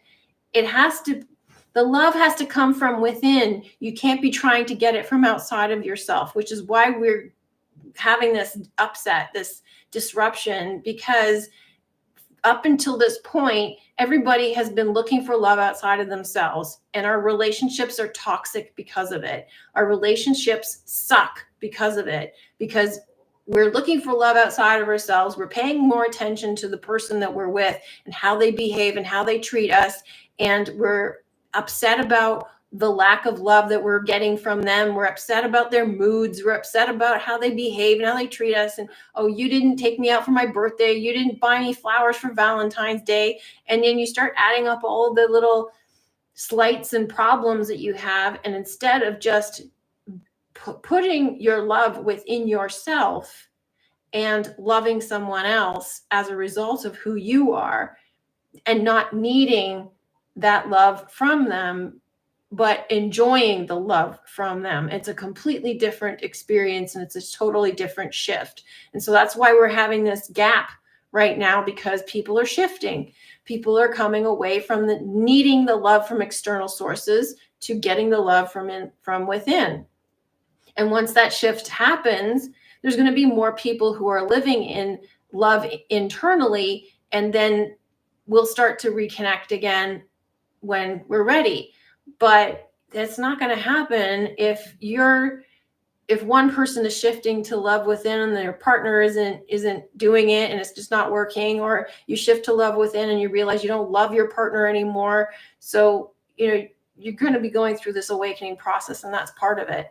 So in terms of like, are women solely independent? No, I think we have a mix of people. We've always had a mix of people. You got independent women. You got women who don't want anything to do with men because they're happier on their own. And the way that the men are right now, they don't want anything to do with them. But the thing is you have to work on yourself. You have to figure out what you want. What kind of relationship do you want? And then be a match to it. And then you will find your partner. It shouldn't be about like men are like this and women are like this and they're horrible and they're awful. And this is, again, externalizing. It's blaming the other person. It's like, take responsibility. Yes, you can appreciate and understand that the people in your life have behaved like this up until this point. So what are you going to do about it? Pull back, determine for yourself what you want, what kind of partner you want, what kind of relationship you want, and then be that partner for yourself. Invest in yourself, and then you will attract the partner that's right for you. So don't worry about what women want and what men want or what's going on with them or whatever. Worry about yourself. Worry about how much you love yourself. That should be your focus. Coco, well, Eve came from Adam. It's splitting in two. Athena is born from the head of Zeus, so they say. But like, that's not literally how people were created. That's just a story, that's allegory for the metaphysical process or the alchemical process, the awakening process, our origin story and allegory. Do you really think that Athena literally came out of Zeus's head and that's how she was born? I mean, I can understand that that's like, and I know you don't, but but like the problem with those stories is that they all sort of contribute to this patriarchal idea, and that's what people will cling to, is saying, well, Adam came first. Canadian Divergent, true love, men and women are different. We are spiritually equal, and feminism has brought toxic femininity. There's an attack on the divine masculine right now. Okay, well, first you asked me about the toxic masculinity, and now you're using that as a reason to bring up toxic femininity. Toxic femininity is a result of patriarchy. So the fact that you bring up what is toxic masculinity, and then you bring up this right away while I'm talking about it to try to explain to you what it is, which you probably don't even need me to because you probably already know what it is. But this is a toxic patriarchy, masculine thing to do, to weaponize the argument and turn it against the women. And that is a prime example of toxic masculinity. So why you need to weaponize the feminine in a defense for what was a genuine question, I thought, about what is toxic masculinity, and then get defensive about it, something you probably should pay attention to, because like there's no need to get defensive about it. It's like, in saying that, you're changing the argument. We were talking, it's not even an argument, you're changing the subject, because we were talking about what is toxic masculinity. And yes, patriarchy is also creating toxicity in women, which I did say. But feminism is also a patriarchal product, also created by men. So, yeah, I agree with you that there is toxic femininity. I agree with you, but it's from patriarchy. So that's the real problem. So just by polarizing the argument and making it an argument about men are toxic men are toxic masculine and women are toxic feminine, it's just toxicity that happens to be on both sides. So you're polarizing the argument. It all stems from patriarchy, and patriarchy is the issue because it comes from ego dominance. That's it. When you get rid of the ego, you're not going to have this back and forth argument. You're not going to be polarized. You're not going to worry about what men are doing and what women are doing. So you'll just be content with yourself, love yourself, and this whole back and forth nonsense won't matter because it doesn't really exist for you. But yes, men and women are different, and sure, spiritually equal for sure. But to say that there's an attack on the divine masculine right now, like there's an attack on the divine feminine, has been one for centuries. But like the whole situation is an attack on both sides. Both sides are under attack. The whole point is just to come to love, come together with love. It's not about the polarities. And you know this, Last time I checked, my mother gave birth to me. You didn't spring out of Zeus's head? Coco by herself? That's impressive. Well, yes, because women do give birth by themselves. Are you really going to argue this? Look, I understand that I am not trying to polarize men against women in this conversation. I'm trying to make a point that patriarchy is the problem, because patriarchy puts men above women, and that is not how it should be. Women are the ones who give birth. Women are the ones who created this place in the first place. The feminine created it. So we're in a situation where we're trying to become equal. We're trying to complement one another, coming together in love. We're not here to say who's dominant and who's not. Women are the ones who literally bring you into the earth. You should revere and respect women just for that alone. Men don't have to go through the birthing process. And if you did, I think you would be howling and moaning about it every chance you got, because it is one of the most painful processes that women have to go through. Not that I have any experience with it, but all the women that I have heard from have testified to it. You can literally die from giving birth. And I think you need to give them credit for that. And yes, they do it on their own. A man, all he does is drop his seed. So do not belittle the birthing process. I kind of take offense to that. Joyful to be here. Protect and serve is not the same as dominate and control. Yeah, exactly. It's not the same as dominate and control. Starseed Awakening, toxic in front of anything isn't describing Christ consciousness being. No, it's not. And you're describing toxic men, toxic women are the same. Real men adore women with jobs and health and fit and self-cultivation. Yeah, like again, I did mention that it affects women too. I don't understand. Somebody asked me what toxic masculinity is, and that's what I was talking about. And I said it comes from patriarchy, and I think you're not listening. So yeah, I agree with you.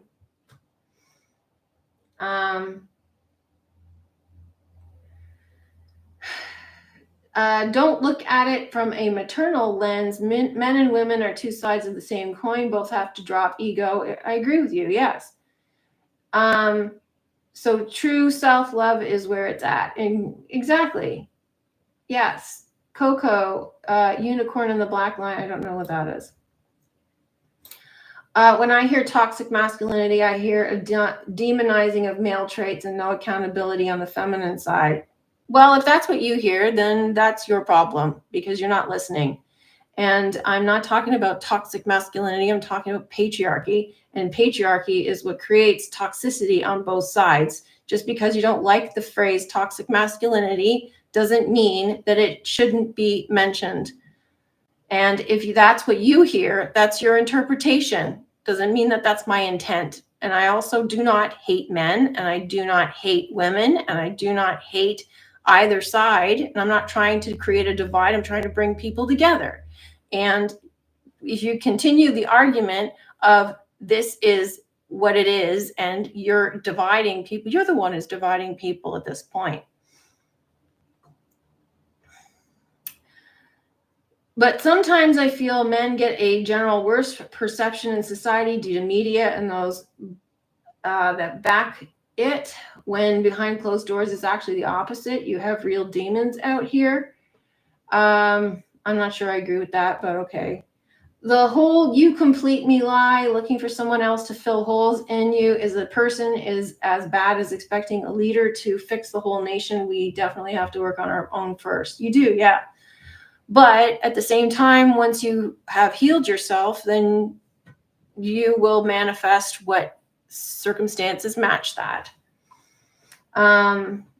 Coco, Athena represents sperm. Sperm is consciousness from the brain. I know it sounds stupid, but that's what the story meant. Athena is wisdom, and where humans get consciousness in the physical. Okay.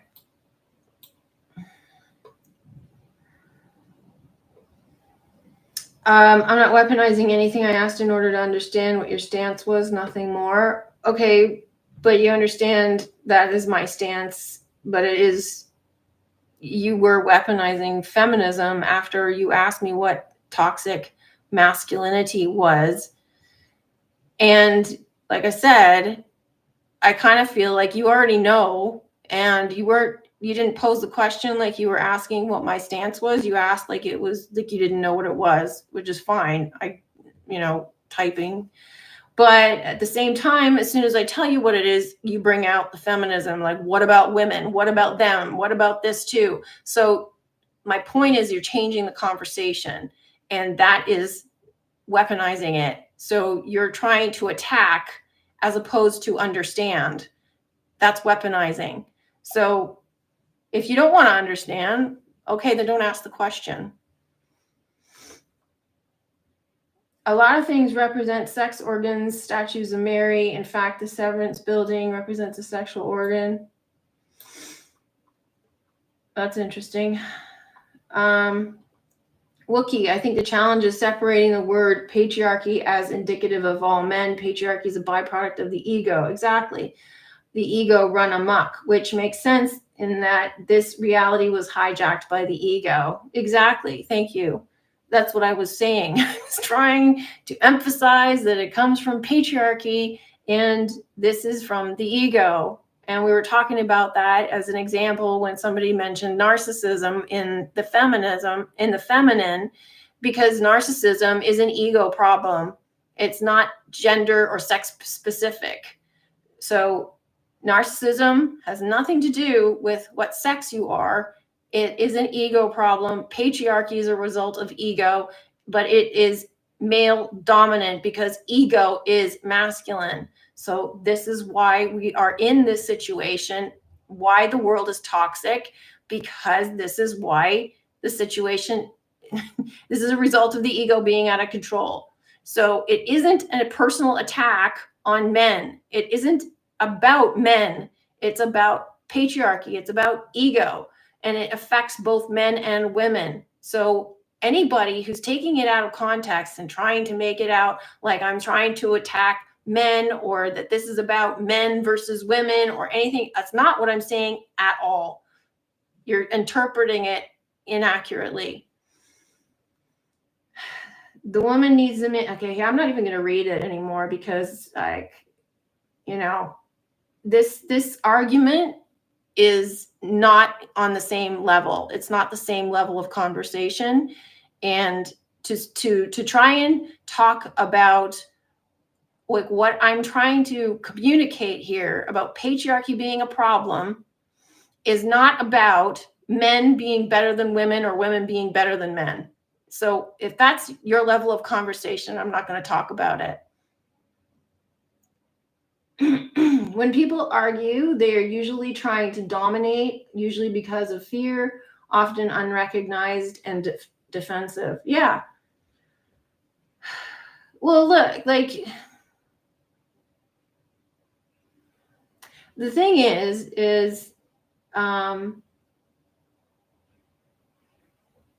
the whole, like, the whole issue about patriarchy, I want to move on from this, but it's an important subject. And the whole issue about patriarchy is that this ego comes into play. And if you talk about it, it's a sensitive subject because the men don't want to lose their power. They don't want to lose their 3D power and control, which is an illusion to begin with. They don't actually have the power they think they do.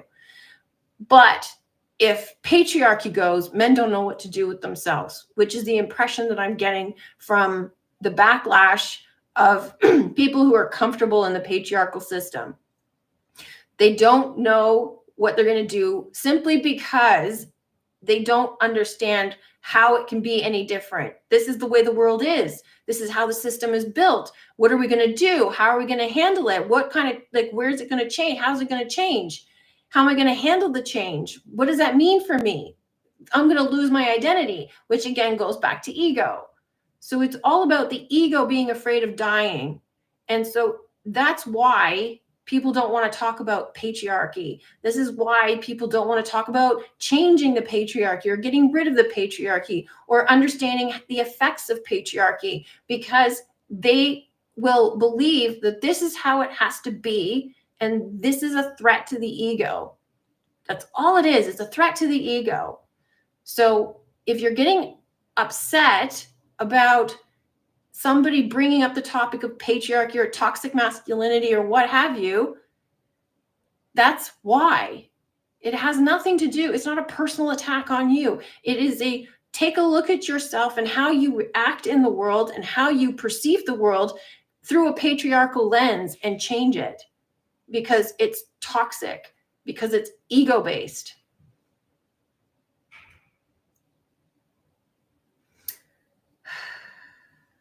Whatever is triggered is the ego. Our perception is what leads to pain. Sure. Starseed, deep breath, everyone. You look radiant today, true love. Thank you for the interaction and mental stimulation in this zombie film. Yeah, thank you. I mean, like, look, I appreciate all the comments and everything. It's just like, I want to be clear about my position, and I don't like it when my words are warped or people are trying to warp things on my behalf. And that's why I'm trying to clarify things here. I get you now. To clarify, you are saying the ego is masculine. Yes, that makes sense to me. All control is an illusion. Yes, since all of this is an illusion, now we're on the same page. Excellent. Okay, thank you, Canadian Divergent. I'm glad to hear it. Yes. So I'm glad we cleared that up, and I'm glad that it was a breakthrough, because look, I'm not I think it's important to talk about this, but I don't like talking about it for this reason, because it's a touchy subject, and I don't like talking about touchy subjects. I don't feel comfortable talking about touchy subjects, because I'm not comfortable. I don't like debating, and I don't like arguing, and I don't like, dealing with, people trying to twist my words or whatever. I just don't like it. So normally, if I get into a situation like that, I will not talk about it. So if we can have a constructive conversation about it, I will talk about it. But I appreciate your points and everything. So thank you. People in this comment section aren't like the material world. We're not here to argue. Well, appreciate that, Coco. I know, like, most people are, I think it's healthy to express your opinion and everything, as long as you're not trying to attack me about it. But I do think that there's the occasional person who is just a troll who will pop in the comments, and I haven't had that for a while. So that's sometimes going to happen, but thankfully I haven't had that for quite some time. But yeah, for the most part, people are not here to argue. But yeah, like, this is the thing. We're here to, express different perspectives, which is fine, and come to some sort of resolution, hopefully, and at least some understanding of what the perspective is, or each other's perspective is. But yeah. Okay. Any final words before I wrap this up? Because while you're thinking of things, I've been working on a course for decoding that is really powerful. So if you are interested in learning about decoding, I'll be releasing it very soon, today or tomorrow. And if you are interested in that, there is an updates page on my website. Sign up for that, and you will be one of the first to know. And there will be a discount for people who want to know first. So sign up for the newsletter or the email on the updates page, truelove.com/updates. And there's a link to the website in the description box of any of my videos. The O in True Love is a 0. And so, yeah, if you are interested in learning to decode, this is a very powerful course. It will teach you the basics. It will teach you how to decode step by step. And it's going to be a very powerful course, very transformative course. I will make sure that you learn something by the end of it. You learn how to get the tools you need to be able to decode things. So if this is something you want to know, sign up for the updates, get a discount. You'll be one of the first to know. And there's going to be some really interesting videos coming out soon about the power of decoding and all that sort of stuff. Thank you, Zop. Please like the video. Great chat. Also, what we have going on today, we did the Days of Thunder film discussion, which went really, really well. We had yesterday a discussion on life on Mars, and we've got so on Saturdays, we're now doing television shows. On Sundays, we're doing film discussions. So every other Sunday, we cover a film that you choose, and we're doing Steven Spielberg movies next. So if you want to get in on that, become a devoted or committed member. They're very helpful in accelerating your ascension journey and learning how to decode, and also learning how to break things down, but it also is a transformative process. So there's all of that happening. And the TV shows, we're going to be talking about Black Mirror when that comes out early April. So if you want to participate on that, that's something that we're going to be talking about. And yeah, I think that's all the housekeeping stuff I got going. Where are we here? I have found the 4 agreements help me keep centered, be impeccable with your word, don't take anything personally, don't make assumptions, always do your best. Yeah, I've read some of those books too. James, the ego gets a bad rap. As long as it's unified with the heart, it can become fantastic driving force for good. Oh, for sure. I agree. We're not here to kill the ego. We're here to control it. But the ego out of control has created this fiasco of this situation that we're in. But it's here for a reason. We're here to have this experience on purpose. Like, it's part of the story. I came here to learn more about how we are gods. Yes, I know that already, but I'm interested since what you have said in vids, not to argue, sounds like a level above. Yes, well, this is it. Like, I talk about that mostly in my membership. So if you're interested in that, you might want to become a member, because I can't just talk about that stuff off the cuff on live chat video. I talk about it when I do decodes and everything, and show you the decodes. The decodes are what shows you this and proves it to you. And you have to learn how to decode in order to learn that this is the truth, because the truth is evidenced in the 3D all around you. So you're just seeing yourself reflected in the 3D and understanding what the 3D is communicating to you, so you can figure out who you are, why you're here, and what your story is, so you can return home. And part of that is knowing that you are a God, and you can figure out what God you are by understanding how to decode. Again, the process is more important than knowing what God you are. So the process is decoding. In going through the process of decoding, you go through the alchemical transformation. And the process, the whole point of understanding what God you are, is to become that God, is to become your true authentic self. And that's what decoding does. Decoding helps you get there, and it helps you get there on a focused path, as opposed to, like, picking up all sorts of random paths from all sorts of different people. This will keep you on track, because it is you. It's following you, communicating to you, telling you exactly what you need, where you are, who you are, what's important to you, what's going on with you. And if you're able to decode the world around you and understand what synchronicities mean, what your story means, who you are, and understand your role in the what I call the grand tarot play of life, then you stay on track, because you now know what your path is.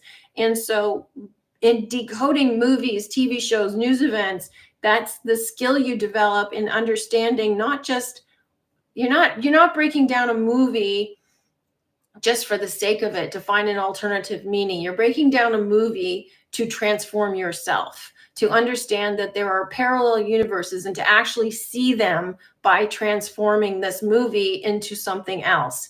You are actually manipulating the fabric of reality. You're changing yourself, and you're changing the movie, and you're changing the world. This is the most powerful transformative tool I have come across. This and law of assumption. Combined, it is the most powerful tool. So this, with law of assumption, with meditation, and understanding that there is a game to play. You are being invited to play a game. I've shown this to you through Heretic. I've shown this to you through Luigi Mangione. They are inviting you to play a game, and the game is Monopoly. Get off the checkerboard. Stop playing checkers. Stop playing the duality game. Get into the game that you're supposed to play, which is Monopoly, which is many into one. It is understanding the true path, the middle pillar path. It is understanding unity consciousness, Christ consciousness. It's finding the God within you. It's knowing who you really are. It's ascending up the ladder so that you can become that, so that you can get out of this duality play, out of this circus, this circular race that we're in, and win the proper game, win the real game you're supposed to play. Most things keep you trapped in feeling comfortable within the checkerboard game, feeling comfortable within the duality. this gets you out of the duality because you're not playing checkers anymore. You're playing Monopoly, and this is the real game you're supposed to play. And the movies tell you that. The decoding tells you that. So when you're able to decode all of these movies, it proves to you what the true path is because it's right in front of your face in every single movie, and it's undeniable. Not only are you decoding movies to reveal the truth, you're decoding movies to transform yourself, and you become part of the movie, and the movie becomes part of you, and it transforms you. It is an alchemical process that happens purely by participating. And this is why they are inviting you to participate in the game. The game has been presented to you, and that game is decoding. This is what's been shown through countless videos, countless movies, countless news shows. Like, all of these things are all inviting you to play the game at every moment. And this is why decoding is so powerful. So if that interests you, go to my website and sign up for the updates and be one of the first to find out when this course goes live, which will be either today or tomorrow. So yeah, it's not as important to know what God you are. It is part of the process, but it's most important to go through the process of discovering it and being it. That's the most important process. Getting the thing at the end is not the most important thing. It's who you become as a result of pursuing it, who you become as a result of wanting it. That's most important. I watched The Gorge last night. Okay, good. I'm going to watch it at some point. I always thought the ego was the inner monologue. It's part of the ego, yeah. A good way to explain patriarchy is through the sun and the moon. Sun is masculine, moon is feminine, Apollo and Artemis. I played the game Eden Ring, and they had this archetype, Randy being the moon, Michaela being the sun. For me, that's what I liked so much about your vids, was your ability to decode some of it as truly brilliant. Well, yeah, it is. And there's more in my membership because some of the most powerful videos that I have done are in my membership, and Heretic is one of them. There's 2 videos in there, and those videos are some of the most powerful transformative videos I have made. Kate Gate series is another one. It's another incredibly powerful transformative video series. And some of the major movies I have decoded: Barbie, Oppenheimer, that's really powerful. The end of Don't Worry, Darling is incredibly powerful. Poseidon Adventure is powerful. What else have I done? Goodness, like there's so many. Like, they all build on each other. They all reveal something that's really layered and powerful that literally transforms you. And that's why my videos are meant to be studied, not just binge watched or passively taken in. They're meant to be studied so that you absorb it and you change as a result of learning about it and understanding how I came to those conclusions and how I got that information. So like, I'm not just saying this, like, I know this because it has transformed me. I know this because I know the power of it. I know this because I've witnessed it. I've seen it. I've experienced it. And not just me, other people who are in my membership experience it, and they tell me on a regular basis, your videos are so powerful. I've transformed because of it. I've changed so much because of it. My life has changed so much. So there's testimonials on my website for some of the programs and some of the videos that I have done. And if you have been transformed, please send me a testimonial. I'd really love to have it on my website. But this is so powerful. Sometimes it literally blows my mind. Like, the number of times, like, you're going through a transformative process. You're changing your perception, not just of yourself, but of the world. You're changing your perception of reality. You're changing reality itself. You're changing your reality. You're changing the grand reality of the world. And I know that's hard to comprehend on an outside level. You have to experience it to believe it. And decoding is what proves it to you. It's like one of my members, I don't know if Jeremy's still here, but his testimonials on my website on the updates page. He told me, he said, from an intellectual outsider's perspective, I can understand how these videos, you're showing us the one story, you're telling us that this is what's hidden in these stories, you're laying it out for us, and you can appreciate that from a distance, but it isn't until you actually start decoding it yourself and prove it to yourself that you really get it. And my videos, they transform me in profound ways because I'm the one who's decoding it. I'm the one who's going through the process while I'm decoding it.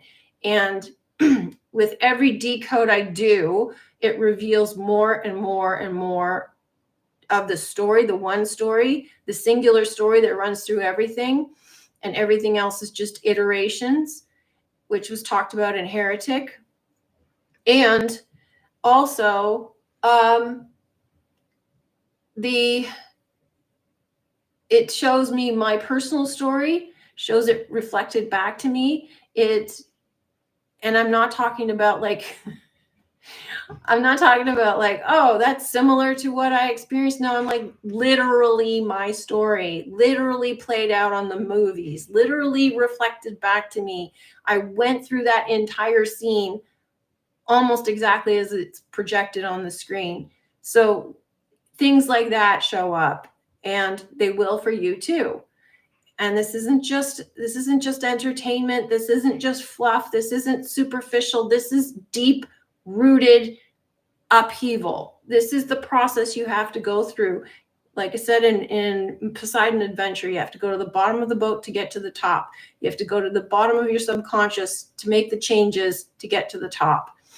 And this does that because you are seeing your subconscious projected on the screen, and that is what you're decoding. You're decoding your subconscious. You're decoding yourself. You're trying to learn the language of the subconscious, which is symbolism.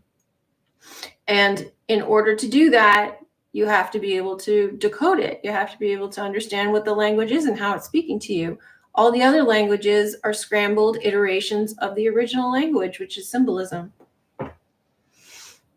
I think it's very important not to confuse helics with player characters. Helics are like karma. What you push out comes back. Player characters mean well. Fear creates hate and anger as we act defensive with fear.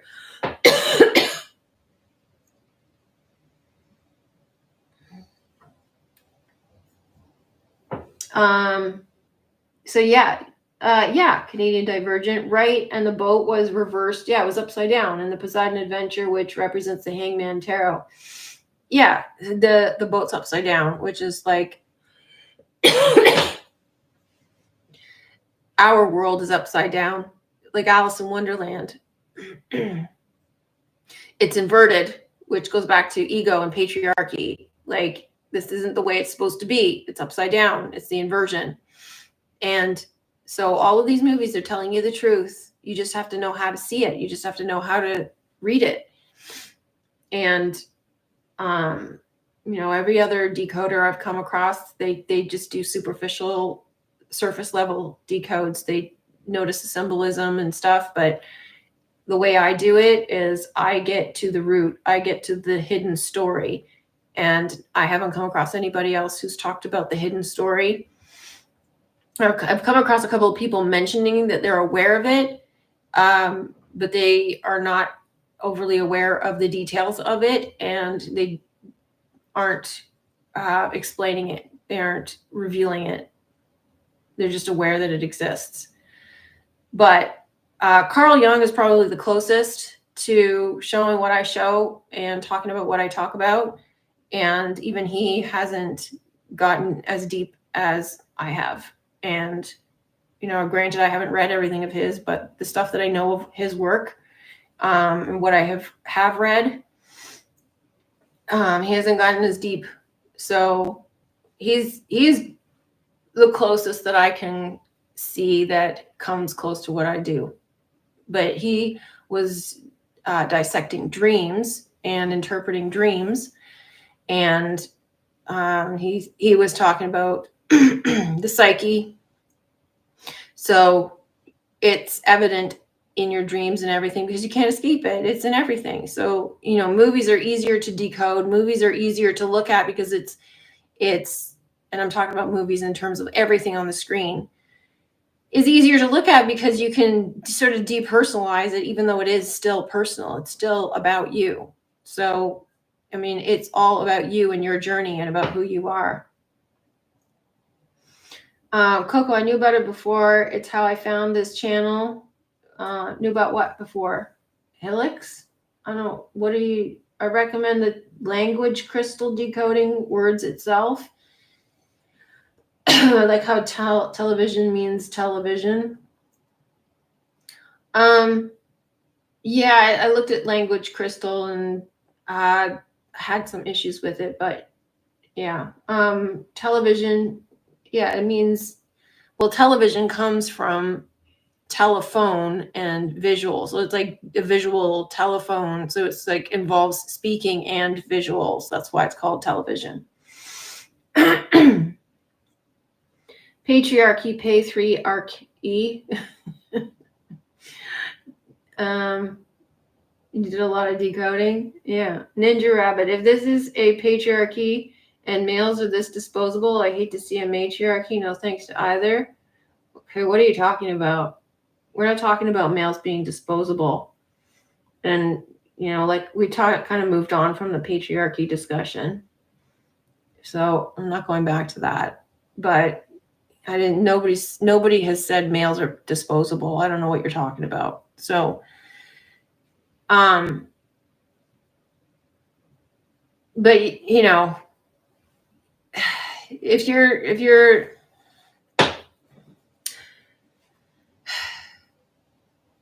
yeah. So basically, like I talk about most of the time on these live chats, I talk about sort of mainstream news-ish stuff because usually when I come on here, if I try to talk about my work more directly, there's hardly any comments or interaction and nobody really wants to talk about it. So the only time I get interaction is when I talk about mainstream news.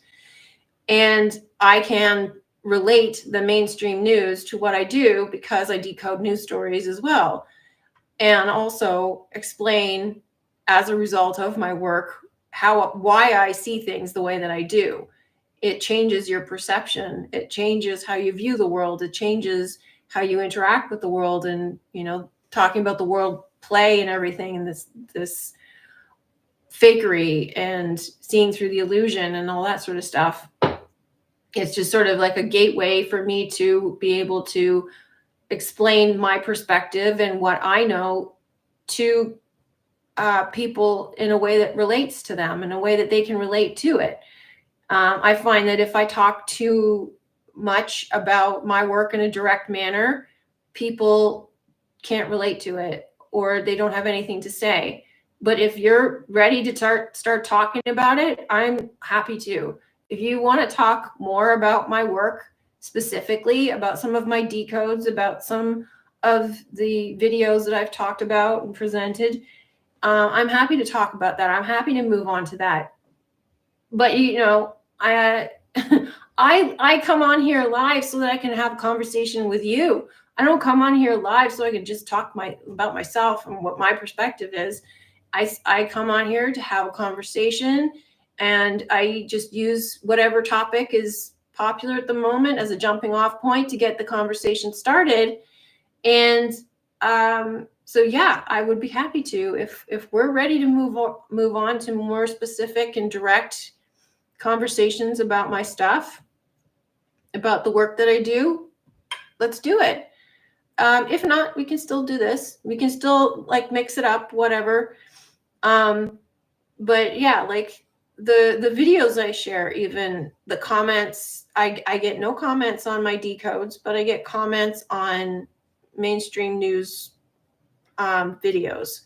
So I'm just trying to relate to where you're at and what you want to talk about. what engages you, and then bring in what I want to talk about at the same time, so we can meet in the middle, sort of thing, right? So yeah. Another example: sleeping and death. When you're asleep, resting. When you die, you're resting. Then you awake. Everyone's mourning. Yeah, exactly. You should talk about what you want to talk about. Well, I mean, I do want to talk about this. It's like I'm. This sort of stuff is like bugging me just as much. It's on my mind just as much. It's part of the grand tarot play. It's part of the story. So it's easy for me to talk about it and still connect it to my work. But, like I say, I come here to have a conversation, not just to talk to myself. And it's not easy as well. It's not easy for me. I tried a couple times to talk about movies and such in an esoteric way. I can't do it off the cuff. It requires research and thought and contemplation. It's not something that I can just say, let's talk about this movie and just ramble on about it. I have to actually study. I don't have time for that. It's too much work. So I need something that's easy, to talk about. If you have questions about stuff, I can answer them. Happy to do that. But yeah, like it's deep work, and it's emotionally draining, and for me in some ways fulfilling, but also draining, because it takes a lot of energy and contemplation and work and research. And so yeah, like if I'm gonna do a live, I gotta do something that's uplifting, energizing, easy to talk about, engaging, gets you talking. Canadian Divergent, I want to ask your sign and how did you come to be able to decode as well as you do. I won't tell you my sign, but how I came to decode is a long story, but I've already told it, but I'll tell it again. Basically, I've been interested in storytelling since I was a kid. I love books. I love stories. I became a writer. I got interested in screenwriting, filmmaking. And so that was my background. And then I came into finding the truth, which involved like conspiracy stuff and kind of rocked my world and destroyed it at the same time. And then 2020 came along, and I was kind of guided towards decoding from people in my comments were saying maybe we're missing something or whatever about COVID. And so I started looking at it differently, and I started decoding around 2020. And at the time, I was also watching a couple of people who were astrology connected, and their interpretations. I was also watching Bill Donahue, and so I had all of this background and information from the truth and from conspiracy circles, and seeing through the lies that way, but also from storytelling and just common sense and logic of seeing through the holes of the stories that were being presented. But I started to see that everything was symbolic in 2020. And so I started decoding then and have been doing it ever since. And I think the biggest breakthrough was when Johnny Depp's trial with Amber Heard. And when I saw that his life story was being played out in the courts with Amber Heard, and it translated almost directly to the film that he was in, Dark Shadows, that blew my mind. And that's when I started to notice that we were in a tarot play, that everything's connected to the zodiac. Well, a lot of that information I got from Santos Bonacci, brilliant, by the way. If you haven't seen Santos Bonacci's work from 2012, 2013, you have to watch it if you can. I don't even know if it's available anymore. But everything was connected to the zodiac. the story that Johnny Depp was living was literally written in the stars, and it was in the movie. So a direct connection between the stars and the movies and his real life. And then I started to examine other people, and I studied Johnny Depp's filmography. I decoded 90%, I'm guessing, of his films. Some of them I couldn't find. Some of them were too boring, and some of them he was like bit parts. So I just didn't do those. But about 90% of his films, I decoded all of them. And I have done a series of videos on his story and figured out that he is representing a singular God. And that was hugely transformational in understanding the story, who we are, why we're here, and the fact that it's not just the people, the famous people on the world stage that are gods. You are one too. They're not the only ones playing a part on the world stage. You are too. So, this proved it to me. I didn't need somebody to teach it to me or tell me about it. I proved it to myself just by investigating and analyzing what was right in front of me. And that to me is hugely powerful, because it's within your control. You are the one who has the power to look at that.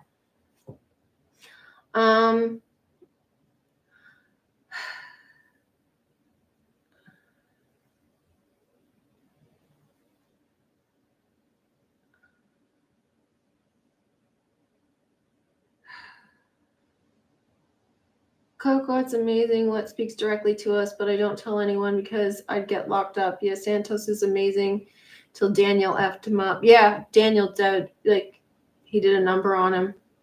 Like, I don't know what happened there, but yeah. Like I've said it before, I'll say it again. Santos's work from 2012, 2013, that time, mind-blowing stuff. Some of the best truth that I've ever found. That and Bill Donahue. And also, I would say Lord Osseron's work. And a couple other people. Ones that I have recommended before. But who's Santos?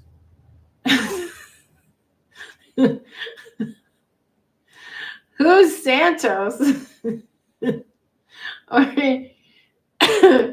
Or are you making fun of spelling? But yeah, I read old Gnostic texts. That's where I first learned. Well, yeah, just all the same story. And Gnostic text is powerful too. But yes, Santos Bonacci, highly, highly recommend his earlier stuff. Anything past 2017, leave it.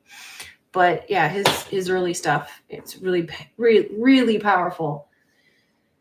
But good night, you princes of Maine, you kings of New England. John Irving, the Cider House Rules, literally saying we are gods. Yeah, exactly. No, he's not like Alan Watts. Santos Bonacci talks about syncretism, which shows that everything is connected through the zodiac, basically.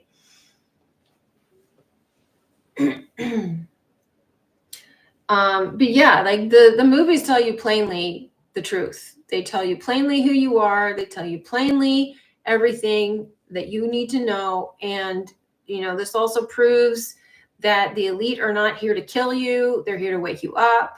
Like all of this, like conspiracy fear stuff that we fall for because we don't know any better is a clue as well as a red herring to distract you from this one truth that we're living in one story, and our job is to get back home. Our job is to figure all of this out, to see it. Even Jesus tells you this in the Bible. This is why he talks in allegories, for those who have eyes to see and ears to hear. You have to have eyes to see and ears to hear in order to see the truth. And that's what he's talking about. You have to be able to decode. It's like, I think the word decode probably makes it seem like some sort of like, I don't know, trivial thing.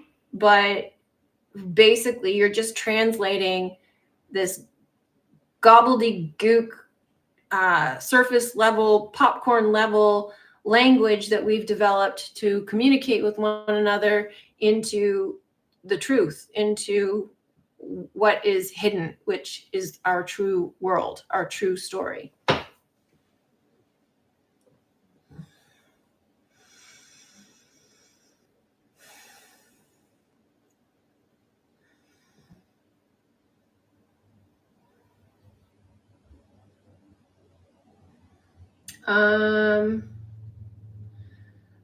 Yeah, I don't know. Like the whole flipping thing with Santos was, I'm not sure if that was him or Daniel or what have you.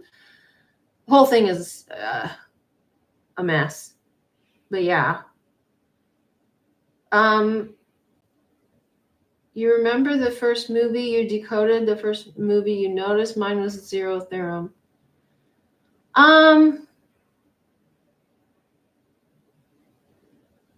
First movie I decoded? First one I noticed, I don't know. Back to the Future? Because like the difference between noticing it and decoding it, because I did come across other people who had been decoding things, and they decode things and they get it wrong. Like they're putting fear into it, and they're seeing things that aren't there, or they're misinterpreting it. Like what's his name? Chiron Last. He was good with etymology, but he put fear into it and aliens and warped the message, and he's a shill. So he's there to muddy the waters. And like they'll give you a piece of the puzzle, but then they'll misdirect you. So you gotta be careful of these people, but they'll help you figure out that things need decoding. But yeah. Oh, one of the other things that I came into contact with was understanding how the TV functions, the TV talks to you, that type of thing was part of the process. So it's like, so the TV talking to you is such a weird concept, but that was fascinating to me, and I knew that there was something going on there, deeper going on there, and so I was digging and digging and digging into that. But yeah, like I can't remember the first movie I decoded. Might have been The Nines or Back to the Future. I think I did Under the Silver Lake before I did Back to the Future. I'm not sure. Especially song lyrics, for me, tells us everything. Movies are better though. Songs close second. Yeah, song lyrics are also disclosing the truth. Everything does. Everything is coded. Everything. I just couldn't drink my own urine when Santos was wishing that.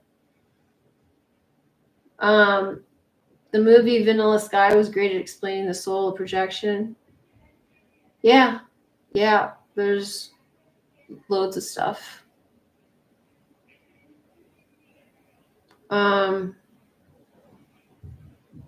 Yeah, you need to go and look at Santos's syncretism.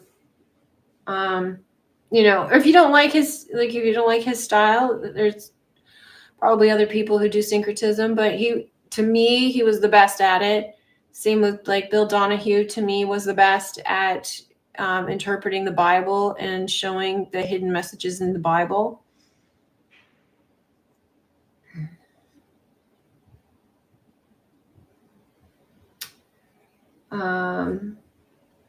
Yeah, there's a major truth drop in Vanilla Sky for sure. Zop, do you think a part of our individuated consciousness exists outside of this place? I do, yeah. From what I have seen and what I know, there's a real world outside of this world. There are two worlds here, but there's another world outside of this world. So, yeah, Bill Donahue is amazing. If you're listening and you haven't watched Bill Donahue, I highly recommend his work. He does what I do, but only with the Bible, and I do it with everything. So I had a dream. I exited the world. Where'd you go? Not much of a dream. I dreamt and went back for a bit. What was it like? Yeah, like the decoding process as well as meditation has shown me that there's a real world outside of here. A real world. Like it's the real world. It's not like this illusion world.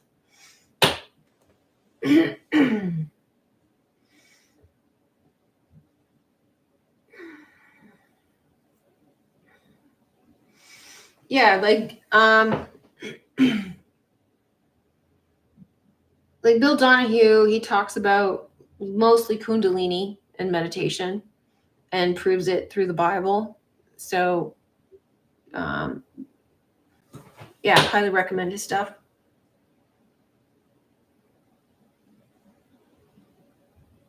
But no, going back to your question, Coco, he's not like Alan Watts. Alan Watts is kind of more of like a philosopher, I would say. And I also think that he's controlled, or was controlled.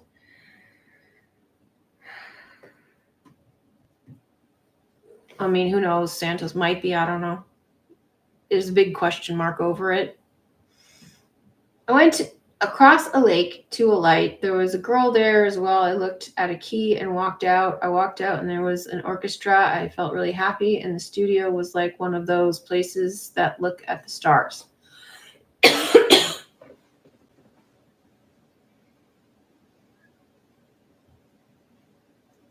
That sounds cool. It's on the top of a mountain. I can't describe what the scenery was like. It's indescribable. Sounds cool.